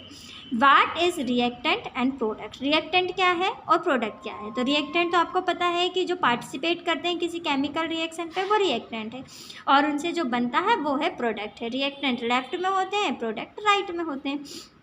Reactant a substance which participate in any chemical reaction is called reactant. तो क्या है, वो सब्सटेंट है जो किसी रिएक्शन पे पार्टिसिपेट करते हैं, ठीक है। And the substance obtain after the chemical reaction is called product, और वो सब्सटेंस जो केमिकल रिएक्शन होने के बाद में आपको मिलते हैं वो होते हैं प्रोडक्ट। जैसे कार्बन प्लस ऑक्सीजन, ये दोनों ही क्या है, लेफ्ट साइड पे रिएक्टेंट है, और इनके जुड़ने से क्या बना है, प्रोडक्ट बना है, क्या, कार्बन डाइऑक्साइड। और ये यदि ये बोलूँ तो ये एग्जाम्पल है किसका, कॉम्बिनेशन रिएक्शन का। Next question 19 is what happen when calcium carbonate heated. Right equation, chemical equation. आपको बोल रहा है कि कैल्शियम कार्बोनेट मतलब CaCO3 को जब हीट देते हैं तो क्या होता है, इसके लिए केमिकल इक्वेशन लिखिए। व्हेन कैल्शियम कार्बोनेट मतलब CaCO3 heated dissociation reaction takes place and form CaO and CO2। तो जब हम कैल्शियम कार्बोनेट को हीट देते हैं तो उसका क्या होता है, वहाँ पे डिसोसिएशन रिएक्शन होती है, टूटता है वो, and take place and form CaO and CO2। देखिए यहाँ पे आप देख सकते हैं CaO बना और CO2 अलग निकल गई। नेक्स्ट है आपका 2Na मतलब सोडियम प्लस O2 मतलब oxygen, this implies 2Na2O। Given above reaction name the reduced and oxidised substance. तो इस रिएक्शन पे आपको ये बताना है कि कौन सा सब्सटेंस रिड्यूस्ड हो रहा है और कौन सा सब्सटेंस ऑक्सीडाइज्ड हो रहा है, किस में ऑक्सीडेशन हो रहा है और किस में रिडक्शन हो रहा है। तो आप देख सकते हैं कि जो O2 है, ठीक है, वो क्या हो रहा है, रिड्यूस्ड हो रहा है, और Na जो है वो क्या हो रहा है, ऑक्सीडाइज्ड हो रहा है। ठीक है, तो यहाँ पे देखेंगे आपके ये दोनों चीज़ें इसका आंसर है। What do you understand by reactant and product. देखिए यहाँ पे अभी हमने पढ़ा है रिएक्टेंट और प्रोडक्ट, ठीक है, इस क्वेश्चन पे, तो यही आपका इसका आंसर है। नेक्स्ट है write two characters of identify the chemical reaction. Chemical reaction को आइडेंटिफाई करने के तरीके, तो भाई फॉर्मेशन ऑफ पार्टिसिपेट मतलब कि रिएक्टेंट का होना, ठीक है, फिर टेम्परेचर का चेंज होना, स्टेट का चेंज होना और कलर का चेंज होना। Change in temperature, change in state और चेंज इन कलर, ये सब कैरेक्टर्स हैं केमिकल रिएक्शन को आइडेंटिफाई करने के। Write any 2 ways to protect food item from rancidity. Rancidity से बचाने के लिए आपको 2 तरीके बताने हैं। किसी फूड आइटम को रेंसिडिटी से बचाने के लिए क्या क्या कर सकते हैं। पहला तो एंटीऑक्सीडेंट का यूज़ कर सकते हैं, एयर टाइट कंटेनर पे रख सकते हैं, या फिर फूड आइटम को आप किस पे रख सकते हैं, रेफ्रिजरेटर पे। तो storing food in air tight container, किस पे, एयर टाइट कंटेनर पे स्टोर कर लीजिए, ठीक है। नेक्स्ट है स्टोरिंग फूड इन रेफ्रिजरेटर पर रख लीजिए फूड को, या एंटीऑक्सीडेंट्स का यूज़ आप कर सकते हैं रेंसिडिटी से बचाने के लिए। What are the uses of antioxidants. Antioxidants का यूज़, ये इसका अपोजिट क्वेश्चन आ गया। देखिए फाइट फ्री रेडिकल्स से फाइट करते हैं एंटीऑक्सीडेंट एजेंट्स, मतलब ये क्या करते हैं कि ऐसे सारे पार्टिकल्स को ख़त्म कर देते हैं जो फूड आइटम को ख़राब करते हों। रिड्यूस करते हैं ऑक्सीडेटिव स्ट्रेस, ऑक्सीडेशन को कम करते हैं। सपोर्ट हेल्थी एजेंट्स, और सपोर्ट करते हैं हेल्थी एजेंट्स को, मतलब जो चीज़ें हमारे खाने के लिए फ़ायदेमंद है या जो चीज़ें हमें फ़ायदा पहुँचाती है, बेनिफिट करती है हमारी बॉडी को, उनकी रक्षा करते हैं। In the refining of silver के रिफाइनिंग पे the copper metal is displaced to obtain silver from a solution of silver nitrate. Write the reaction for this process. आपको बोलता है कि जब हमें सिल्वर को रिफाइन करते हैं तो जो कॉपर मेटल होता है वो डिस्प्लेस हो जाता है, किससे, सिल्वर को अलग करता है और कॉपर क्या करता है, नाइट्रेट के साथ में मिल जाता है, तो इसके लिए रिएक्शन होता है ये। तो इन रिफाइनिंग ऑफ सिल्वर, जब सिल्वर को हम रिफाइन करते हैं तो हमारे पास में सिल्वर नहीं होता है, सीधे सिल्वर नाइट्रेट होता है। तो हम क्या करते हैं, the recovery of silver from silver nitrate. तो सिल्वर नाइट्रेट से सिल्वर को निकालने के लिए solution involve displacement reaction by copper metal. तो यहाँ पे हमको एक डिस्प्लेसमेंट रिएक्शन करानी होती है जिसके लिए हम कॉपर मेटल को लेते हैं। तो चलिए देखेंगे, कॉपर प्लस 2AgNO3, तो ये बन जाएगा कॉपर नाइट्रेट और सिल्वर आपका अलग निकल जाता है। नेक्स्ट क्वेश्चन है आपका, आप शॉर्ट आंसर टाइप क्वेश्चन जो 3 मार्क्स कैरी करेंगे। What is a balanced chemical equation, right a balanced chemical equation. तो अभी हमने पीछे पढ़ा हुआ था कि केमिकल इक्वेशन क्या होती है और उसका एग्जाम्पल भी हमने देखा था। तो बस जितने नंबर ऑफ रिएक्टेंट होंगे उतने ही नंबर ऑफ प्रोडक्ट होने चाहिए, मतलब बोथ साइड में नंबर ऑफ एटम्स जो हैं वो सेम होने चाहिए। तो वही थी आपकी balanced chemical equation. Next question है आपका, what is hit and trial method for balancing chemical reaction. तो ये जो है हिट एंड ट्रायल मेथड जो है ये एक ऐसी मेथड है जिससे आपको बैलेंस करना होता है किसी केमिकल रिएक्शन को। तो इसके लिए कुछ स्टेप्स आपकी होती है, इसके लिए आपको 6 आपको स्टेप्स होती हैं किसी इक्वेशन को बैलेंस करने के लिए, और यही जो इक्वेशन को बैलेंस करने की जो स्टेप्स होती हैं यही हिट एंड ट्रायल मेथड कहलाती है। तो चलिए इसे हम समझते हैं। This method is also called trial and error method. इसी मेथड को बोलते हैं ट्रायल एंड एरर मेथड बोलते हैं। मतलब कि नंबर रखते चलो, गलतियाँ निकलते चलती है और लास्ट में जाके आपको फाइनल आंसर मिलता है। तो ये होती है ट्रायल एंड एरर मेथड। तो हिट एंड ट्रायल मेथड को ही ट्रायल एंड एरर मेथड बोलते हैं। In this method coefficient before the formula are or symbol of the reactants and products are adjusted in such a way that the total number of atoms of each element only both the sides become equal. This is called material balance or mass balance. तो कोई भी equation balance equation तब होती है जब left और right side में number of atoms क्या होते हैं, सेम होते हैं। तो सबसे पहले यदि आपको कोई इक्वेशन को बैलेंस करने के लिए देगा तो आपको जो इक्वेशन देगा वो अनबैलेंस्ड होगी, मतलब बैलेंस्ड नहीं होगी। उसको क्या करेंगे हम, सबसे पहले फर्स्ट स्टेप पे लिखेंगे to balance a chemical equation first draw boxes around each formula. अब आपकी जो इक्वेशन दी रहेगी ना, उसमें हर एक के लिए आपको एक टेबल बनाना है। ठीक है, टेबल बनाना है। Do not change anything inside the boxes while balancing the equation. आपको कुछ चेंज नहीं करना है। ठीक है, सबसे पहले क्या करना है, देखिए एक कॉलम बनाना है सारे एलिमेंट्स का, दूसरे पे number of atoms in reactant left side, और लेफ्ट साइड में जितने नंबर ऑफ एटम्स रिएक्टेंट के वो लिखना है, और सेकेंड कॉलम पे लिखना है number of atoms in products right hand side. ऐसी आपको टेबल बनानी है। ठीक है, इस टेबल पे देखिए ये आपको रिएक्शन दी है Fe plus H2O, this implies Fe3O4 plus H2। तो यहाँ पे सबसे पहला एटम है हमारे पास में Fe, तो पहला एलिमेंट लिख लिया Fe, दूसरा H2 मतलब हाइड्रोजन है, तीसरा हमारे पास में ऑक्सीजन है। अब ये रिएक्टेंट है और ये प्रोडक्ट है, तो देखिए रिएक्टेंट पे भी प्रोडक्ट पे भी Fe है, O है और H है। ठीक है, तीनों चीज़ें हैं। अब हमको नंबर ऑफ रिएक्टेंट के एटम्स लिखने हैं, एटम्स के नंबर लिखने रिएक्टेंट पे। तो Fe आयरन कितना है 1, हाइड्रोजन कितने, देखो H के साथ में 2 लगा हुआ है तो हाइड्रोजन के 2 नंबर है, ऑक्सीजन कितने नंबर है 1 है।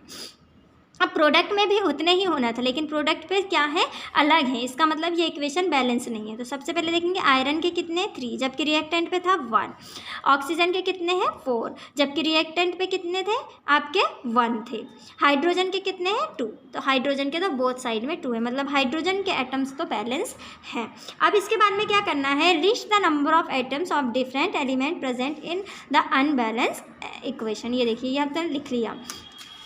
थर्ड स्टेप में आपको करना है, if it is often convenient to start balancing with the compound that contain the maximum number of atoms। अब हमको क्या देखना है, उस स्टार्ट करना है इक्वेशन को बैलेंस करने के लिए। तो सबसे पहले तो हमको देखना है कि किस एटम्स के नंबर ज़्यादा हैं, उस एटम्स के अकॉर्डिंग हमको इक्वेशन को क्या करनी पड़ेगी, बैलेंस करनी पड़ेगी। It may be a reactant or a product. तो वो एटम या तो रिएक्टेंट का भी हो सकता है या तो प्रोडक्ट का भी हो सकता है। In that compound select the element which has the maximum number of atom. Us using this criteria we select Fe3O4 and the element oxygen in it। तो सबसे ज़्यादा नंबर ऑफ़ एलिमेंट किस पे हैं, देखेंगे आप कि सबसे ज़्यादा नंबर ऑफ़ एलिमेंट हैं Fe3O4 पे। ठीक है, Fe3O4 पे सबसे ज़्यादा नंबर ऑफ़ एलिमेंट है, ये इसके 3 है इसके 4 है। अब इन दोनों में भी सबसे ज़्यादा किसके हैं, ऑक्सीजन के हैं, ऑक्सीजन के कितने हैं 4 हैं। Element oxygen in it, Fe3O4 को सेलेक्ट किया जिसमें ऑक्सीजन के सबसे ज़्यादा नंबर ऑफ एलिमेंट हैं। There are 4 oxygen atoms on the right hand side and only 1 on the left hand side. तो हम देख सकते हैं कि लेफ्ट हैंड साइड में ऑक्सीजन 4 है और राइट हैंड में 4 है और लेफ्ट हैंड में 1 है। To balance the oxygen atom, तो अब हमको ऑक्सीजन एटम को बैलेंस करना पड़ेगा। तो अब हम ऑक्सीजन एटम को बैलेंस करने के लिए देखिए यहाँ पे 4 है और यहाँ पे 1 है। तो ऑक्सीजन एटम को बैलेंस करने के लिए हमें क्या करना पड़ेगा, इधर पे हम 4 का मल्टीप्लाई कर देंगे, कहाँ पे, यहाँ पे। तो यहाँ पे आपको H2O पे 4 का मल्टीप्लिकेशन करना पड़ेगा, तो ये आ जाएगा 4H2O। तो जैसे ही हमने 4 का मल्टीप्लिकेशन किया तो ये हमारे क्या है, ऑक्सीजन तो बैलेंस हो जाएंगे, लेकिन क्या है, हाइड्रोजन के नंबर इधर पे आपके बढ़ जाएंगे। ठीक है, यहाँ पे पहले 2 हाइड्रोजन थे, इधर भी 2 थे, लेकिन जैसे ही हमने यहाँ पे 4 लगाया तो हाइड्रोजन के नंबर क्या हो जाएंगे, बढ़ जाएंगे। तो चलिए इसके लिए क्या करेंगे हम, देखिए इनिशियल आपका 1H2O, 1 इन H2O, H2O में 1 था, लेकिन आयरन इन प्रोडक्ट पे कितने हैं, 4 इन Fe3O4 है। बैलेंस करेंगे तो हम हाइड्रोजन पे 4 का मल्टीप्लिकेशन और इस पे क्या कर देंगे, आपके प्रोडक्ट हो जाएंगे 2। To equalise the number of atoms, इस तरीके से नंबर ऑफ एटम्स को इक्वलाइज करने के लिए इट मस्ट बी रिमेंबर, हमें याद रखना है कि what we can not alter the formulae of the compounds और elements involved in the reaction. तो for example balanced oxygen atoms we can put coefficient 4 as H2O। तो बैलेंस करने के लिए हम H2O के साथ में 4 कोफिशिएंट को लगा दिया, तो 4 लगाया तो ऑक्सीजन तो बैलेंस हो गया, लेकिन हाइड्रोजन के नंबर क्या हो गए, डिस्टर्ब हो गए। Now the partly balanced equation becomes, चलिए फिर से हमें इक्वेशन को बैलेंस करना पड़ेगा। Fe and H atoms are stills, यहाँ पे Fe और H एटम्स जो हैं वो जैसे के वैसे हैं। Not balanced, pick any of these elements to produce further, let us balance hydrogen atom in the partly balanced equation। तो सबसे पहले हम हाइड्रोजन एटम को बैलेंस करते हैं। इधर हाइड्रोजन एटम कितने हो जा रहे हैं, 4 2 जा 8, तो हमारे पास में यहाँ पे 2 है, तो हम इसका किसका 4 का मल्टीप्लिकेशन यहाँ पे कर देंगे, तो ये भी 8 हो जाएगा और यहाँ पे भी 8 हो जाएगा। ऑक्सीजन 4 ऑक्सीजन 4, ये अब आपके हाइड्रोजन और ऑक्सीजन दोनों बैलेंस हो जाएंगे। फिर बच गया आपका आयरन, आयरन के कितने 3, यहाँ पे आयरन का कितना है 1, तो हम ये 3 यहाँ पे लिख देंगे, तो ये हमारी पूरी इक्वेशन क्या हो जाएगी, बैलेंस हो जाएगी। चलिए नेक्स्ट इक्वेशन आपकी स्टेज देखते हैं। इनिशियल पे 8 इन हाइड्रोजन, H2O पे 8 हाइड्रोजन और प्रोडक्ट पे कितने हाइड्रोजन के 2 हैं। तो हमने क्या किया, ये तो 8 है, इसको 8 बनाने के लिए 2 के साथ में 4 का मल्टीप्लिकेशन कर दिया, जो यहाँ पे शो हो गया आपका। अब आप देख सकते हैं कि यहाँ पे 8 हाइड्रोजन, यहाँ पे 8 हाइड्रोजन, यहाँ पे 4 ऑक्सीजन, यहाँ पे 4 ऑक्सीजन, हाइड्रोजन और ऑक्सीजन जो है आपके बैलेंस हो गए। अब हमको किसको करना है, आयरन को बैलेंस करना है। तो आयरन प्रोडक्ट में 3 है और रिएक्टेंट पे 1 है, तो हमको क्या करना पड़ेगा, देखिए आयरन की स्टेप्स देखेंगे। हियर रिएक्टेंट आयरन का कितना है 1 और हियर आयरन के नंबर कितने हैं 3 है, तो आयरन के नंबर 3 है, इसको 3 बनाने के लिए यहाँ पे हम क्या करेंगे, टू बैलेंस, ये तो आपका 3 होगा, ठीक है, 1 × 3, यहाँ पे गलत लिखा हुआ है, यहाँ आ जाएगा 1 × 3 और ये 3 का 3 ही रहेगा। तो ये देखिए 3Fe + 4H2O, Fe3O4 4H2। अब फाइनली हम चेक करेंगे अपनी रिएक्शन को, तो देखिएगा 3 आयरन 4 2 जा 8 ऑक्सीजन, ऑक्सीजन कितने होने चाहिए आपके 4 होने चाहिए, 4 ऑक्सीजन, तो ये 4 ऑक्सीजन, 4 2 जा 8 हाइड्रोजन, 4 2 जा 8 हाइड्रोजन। तो finally to check the correctness of the balance equation we count atoms of each element on both side of the equation. ठीक है, ये अपनी इक्वेशन हो गई। The number of atoms of the elements on the both side of equation are equal, दोनों ही साइड पे नंबर ऑफ एटम्स इक्वल हो गए। This equation is now balanced, ये इक्वेशन हमारी बैलेंस्ड हो गई। This method of balancing chemical equation, और यही मेथड है balancing chemical equation, is called hit and trial method, और इसी को बोलते हैं हिट एंड ट्रायल मेथड या फिर trial and error method. As we take trial to balance the equation by using the smallest whole number coefficient, हम coefficient का use करके इनको क्या करते हैं, बैलेंस करते हैं। नेक्स्ट क्वेश्चन है हमारा question number 3, right 3 examples of exothermic reaction.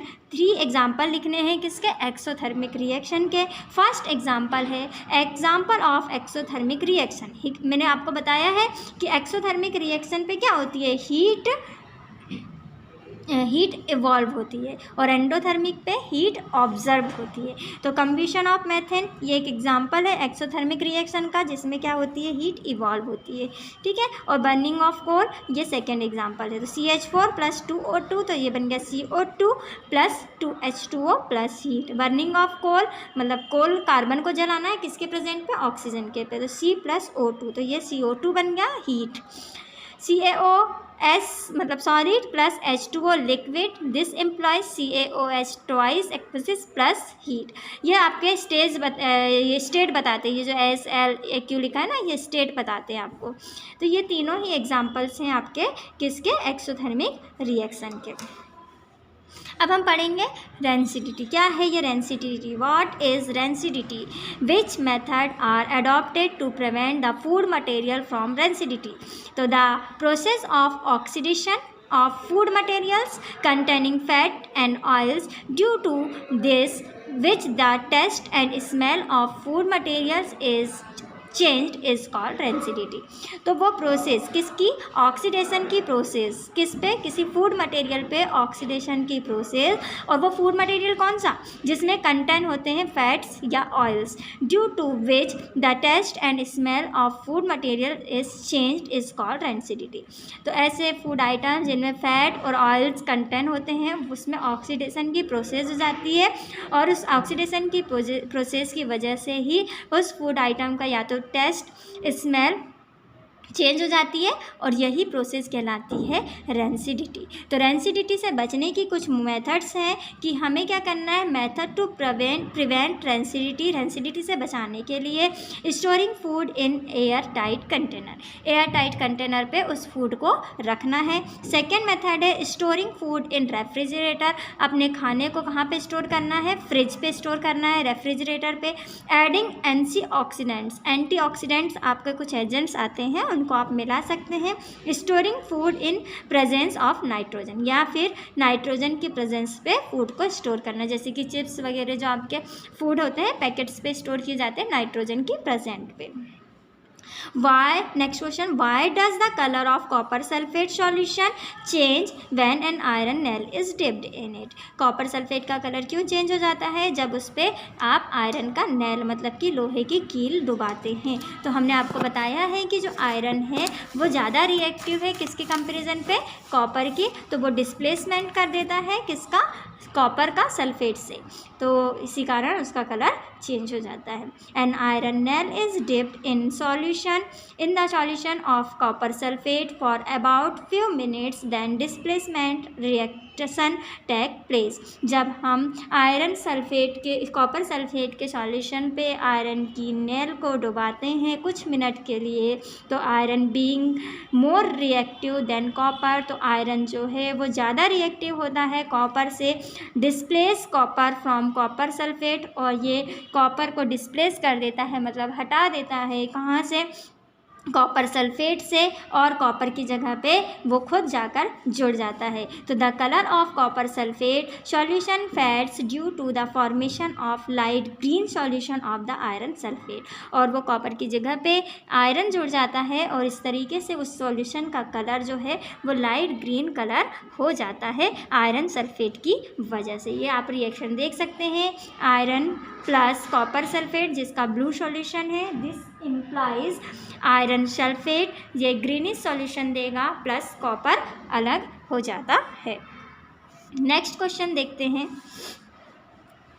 Write name of reaction when potassium chloride मतलब कि KCl react with silver nitrate मतलब AgNO3 solution and they form insoluble substance, right chemical reaction. आपको करना है, एक solution है जो किसका है, पोटेशियम क्लोराइड का है, पोटेशियम क्लोराइड के सॉल्यूशन को मिक्स करना है सिल्वर नाइट्रेट के साथ में, तो ये बनता है insoluble white substance silver chloride का, किसका, सिल्वर क्लोराइड का। This reaction is precipitation reaction, और यही रिएक्शन कौन सी है, प्रिसिपिटेशन रिएक्शन है। देखिए KCl प्लस AgNO3, तो KNO3 के साथ जुड़ जाएगा, AgCl के साथ में जुड़ जाएगा, तो ये सिल्वर क्लोराइड का वाइट कलर का आपको सब्सटेंस देता है।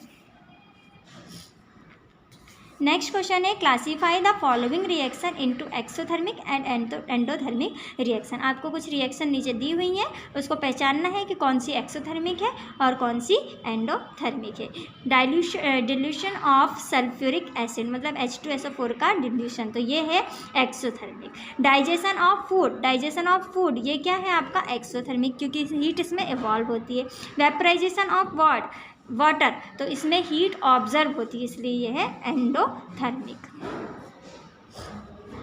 Question number 8. When an iron nail dipped in a solution of copper sulfate, it turns brown. Why? Give the chemical reaction for the reaction. ऊपर पढ़ा हमने क्वेश्चन नंबर 5 पे इसका आंसर, ये देखिए ये वाला आंसर।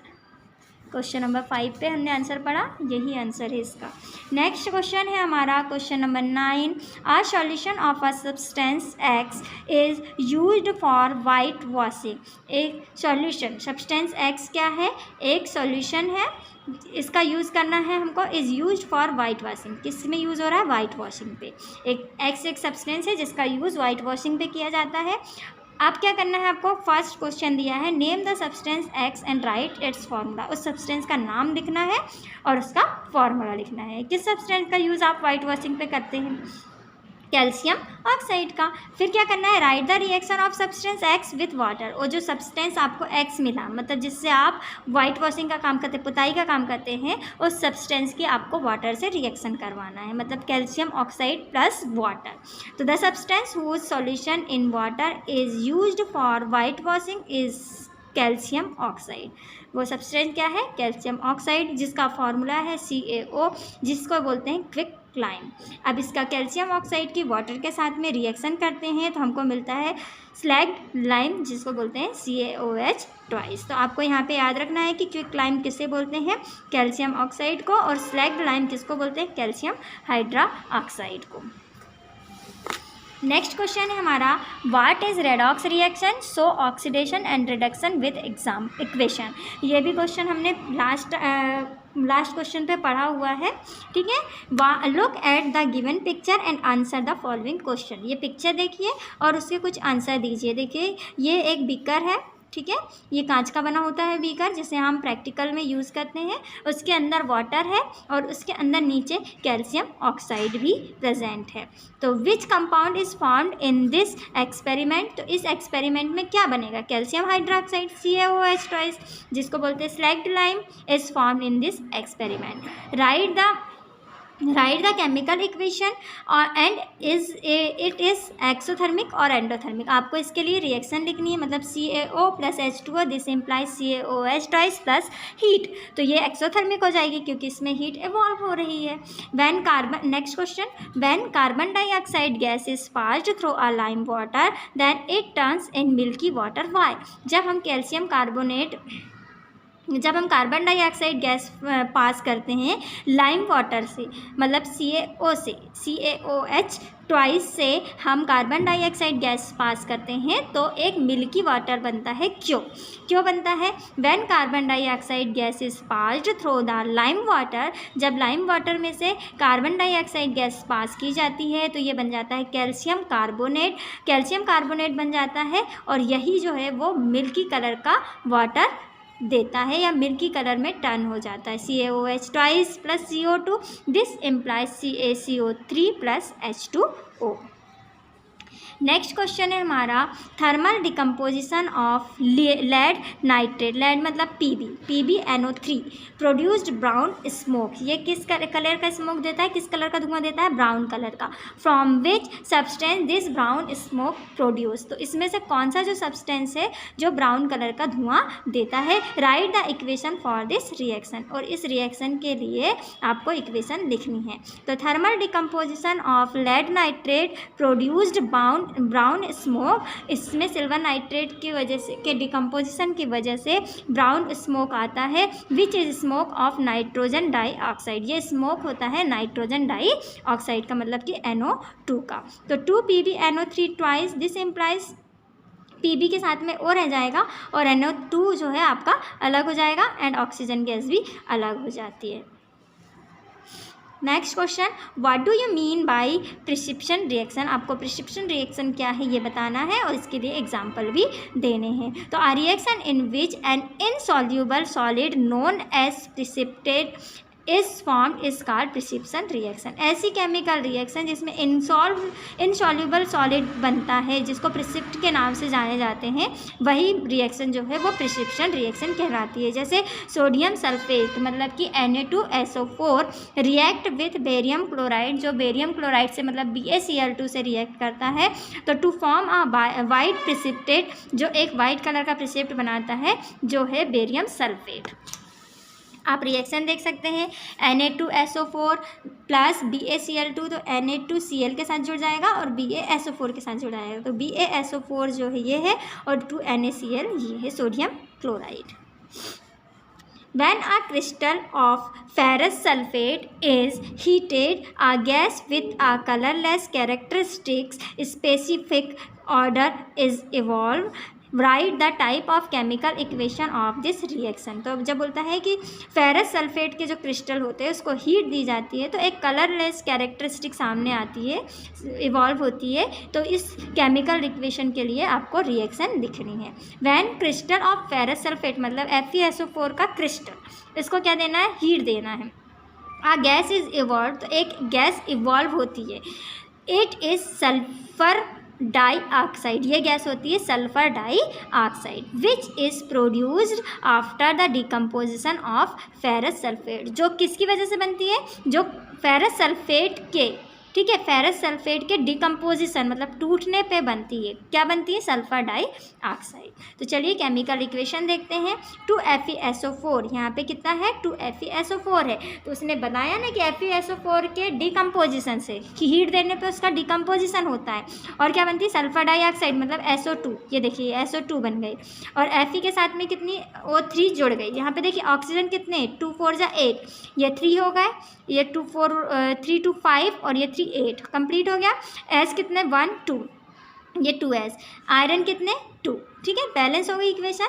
तो ये बोलता है कि फेरस सल्फेट को जब हीट देते हैं तो एक गैस निकलती है, वो है सल्फर डाइऑक्साइड, ठीक है, और ये सल्फर डाइऑक्साइड कैसे बनती है, ये आयरन सल्फेट के डिकम्पोजिशन की वजह से बनती है।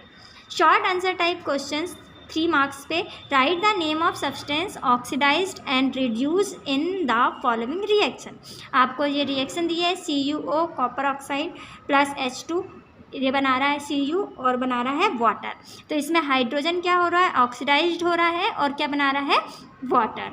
इसमें कॉपर क्या हो रहा है, रिड्यूस्ड हो रहा है और क्या बना रहा है, Cu।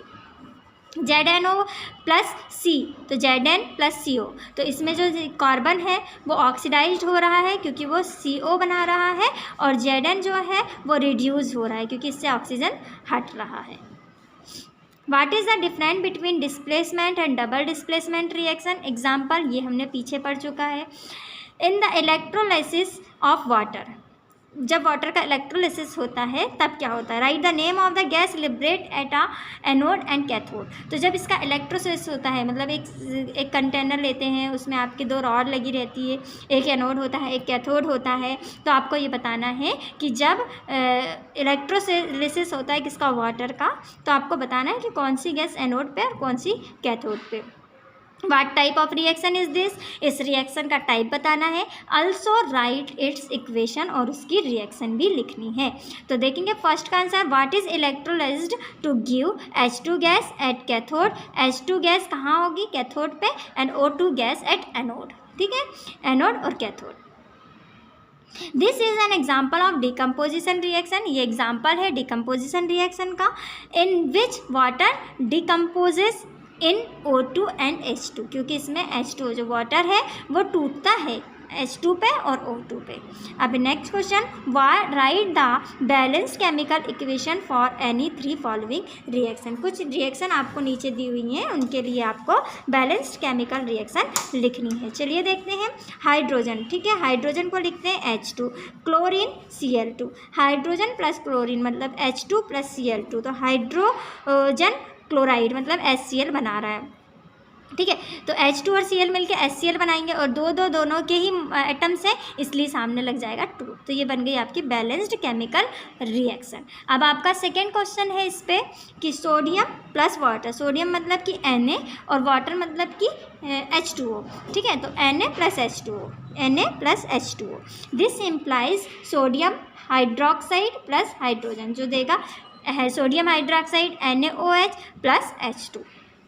अब देख लीजिए, सोडियम के 2, ऑक्सीजन के 2, ठीक है, हाइड्रोजन के 4, तो ये 2 और ये 2, 4।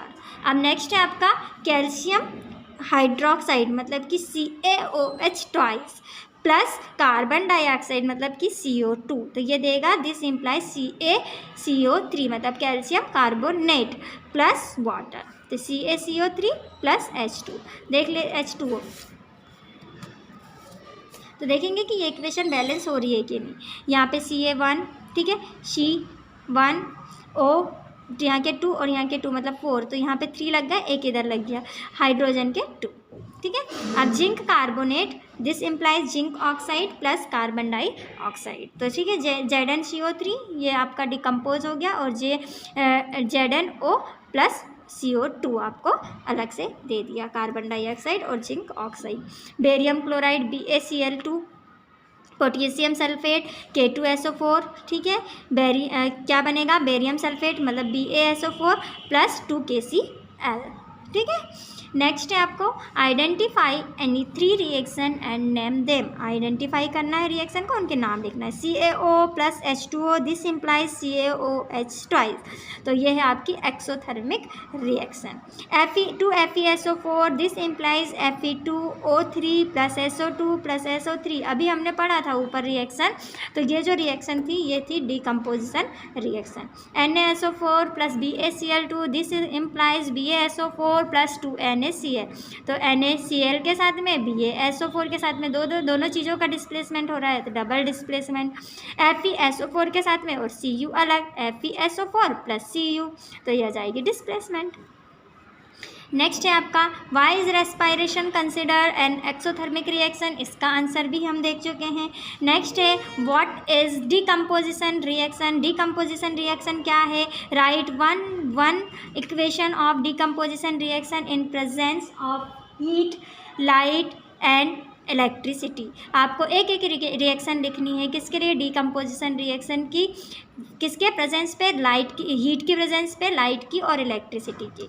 तो the chemical reaction in which a single reactant splits into 2 or more products are called decomposition or dissociation reaction. ऐसी केमिकल रिएक्शन जिसमें सिंगल रिएक्टेंट स्प्लिट होता है यानी टूटता है और 2 या 2 से ज़्यादा प्रोडक्ट देता है, वो रिएक्शन होती है डिकम्पोजिशन या डिसोसिएशन रिएक्शन, ठीक है। तो पहली रिएक्शन हमको देना है energy is use in the form of heat, energy जहाँ पे हीट के फॉर्म पे यूज़ हो रही है, तो CaCO3 यहाँ पे heat CaO plus CO3। Next है आपका energy is use in the form of light, जहाँ पे एनर्जी लाइट के फॉर्म पे यूज़ हो रही है, तो 2AgCl, तो 2AgS plus Cl2 gas. Electricity के फॉर्म पे तो 2H2O 2H2 प्लस O2, तो यहाँ पे हमारा क्वेश्चन नंबर 7 हुआ। आगे बढ़ते हैं। Why are decomposition reaction called the opposite of combination reaction, write equation for this reaction. तो ये क्वेश्चन हमने पहले देख चुका है, क्यों, क्योंकि इसमें सिंगल रिएक्टेंट्स ब्रेक होके सिंपलर प्रोडक्ट बनाते हैं और इसमें सिंपलर जो रिएक्टेंट मिलकर एक प्रोडक्ट बनाते हैं, तो ये दोनों एक दूसरे के अपोजिट्स होती हैं, ठीक है। नेक्स्ट है what happen when a piece of zinc metal is added to copper sulphate, क्या होगा जब एक पीस जिंक मेटल का ऐड कर दें कॉपर सल्फेट के मतलब कि CuSO4 के साथ में रिएक्शन करा दें Zn की, तो Zn क्या करता है, डिस्प्लेस कर देता है, डिस्प्लेसमेंट हो जाता है कॉपर और सल्फेट का, कॉपर अलग हो जाता है, सल्फेट जिंक के साथ जुड़ जाता है, ठीक है। और क्या होता है जब silver metal is added to copper sulphate, और यदि सिल्वर को जोड़ दें हम कॉपर सल्फेट के साथ में, तो हमको पता है कि सिल्वर से ज़्यादा रिएक्टिव होता है कॉपर, तो जब हम कॉपर सल्फेट में सिल्वर डालेंगे तो कोई भी रिएक्शन नहीं होगी, लेकिन कॉपर सल्फेट पे जिंक डालेंगे तो कॉपर जिंक को क्या कर देगा, डिस्प्लेस कर देगा। When a piece of zinc metal is added to copper sulphate solution, जब हम जिंक मेटल को ऐड करते हैं कॉपर सल्फेट के सॉल्यूशन पे, then blue colour of copper sulphate solution disappear, तो ब्लू कलर का कॉपर सल्फेट का सॉल्यूशन हमको मिलता है due to formation of colourless zinc sulphate, और एक कलरलेस जिंक सल्फेट बनता है by displacement of copper from the solution, क्योंकि कॉपर का डिस्प्लेसमेंट हो जाता है, तो Zn प्लस CuSO4 तो बन गया ZnSO4, Cu अलग निकल गया, ठीक है। वैसे ही when a piece of silver metal is added to the blue solution of copper sulphate, जब हमने सिल्वर को डाल दिया तो चांदी को डाल दिया कॉपर सल्फेट के सॉल्यूशन पे, तो देन नो रिएक्शन, तो वहाँ पे कोई रिएक्शन नहीं होती, take place because it is less reactive than copper, क्योंकि सिल्वर कम रिएक्टिव होता है कॉपर का, तो Ag plus CuSO4 no reaction. Next question है, ये हमारा लास्ट क्वेश्चन है। गिव द कैरेक्टरिस्टिक्स टेस्ट और the following gases. CO2 carbon dioxide का टेस्ट, ऑक्सीजन का, हाइड्रोजन का और सल्फर डाइऑक्साइड का। तो test for carbon dioxide gas. When carbon dioxide gas is pass through lime water it turns milky due to formation of insoluble white calcium carbonate. मतलब कि जब हम लाइम वाटर में से कार्बन डाइऑक्साइड को पास करते हैं तो मिल्की फॉर्मेशन मिलता है हमको, वाइट PPT मिलता है। तो देखिए CaOH ट्वाइस प्लस CO2 तो बन गया CaCO3 ट्वाइस CaCO3 और प्लस वाटर।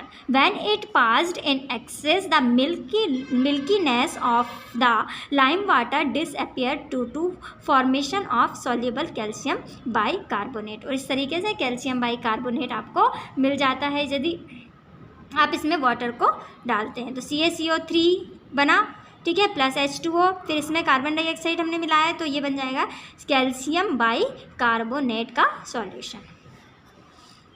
नेक्स्ट है test for O2 gas. O2 gas के लिए test. When we put candle near the mouth of a jar in oxygen. जब हम एक कैंडल के माउथ के पास में जार ले जाते हैं तो ऑक्सीजन जो है, when we put candle near the mouth of jar, किसी जार के पास में हम कैंडल का माउथ लेकर जाते हैं इन ऑक्सीजन में it Burns more rapidly with a flame because oxygen support in burning. तो ये बहुत तेज़ी से जलने लगती है क्योंकि ऑक्सीजन क्या करती है, सपोर्ट करती है बर्निंग पे। किसी भी चीज़ को जलाने के लिए ऑक्सीजन गैस जरूरी होती है।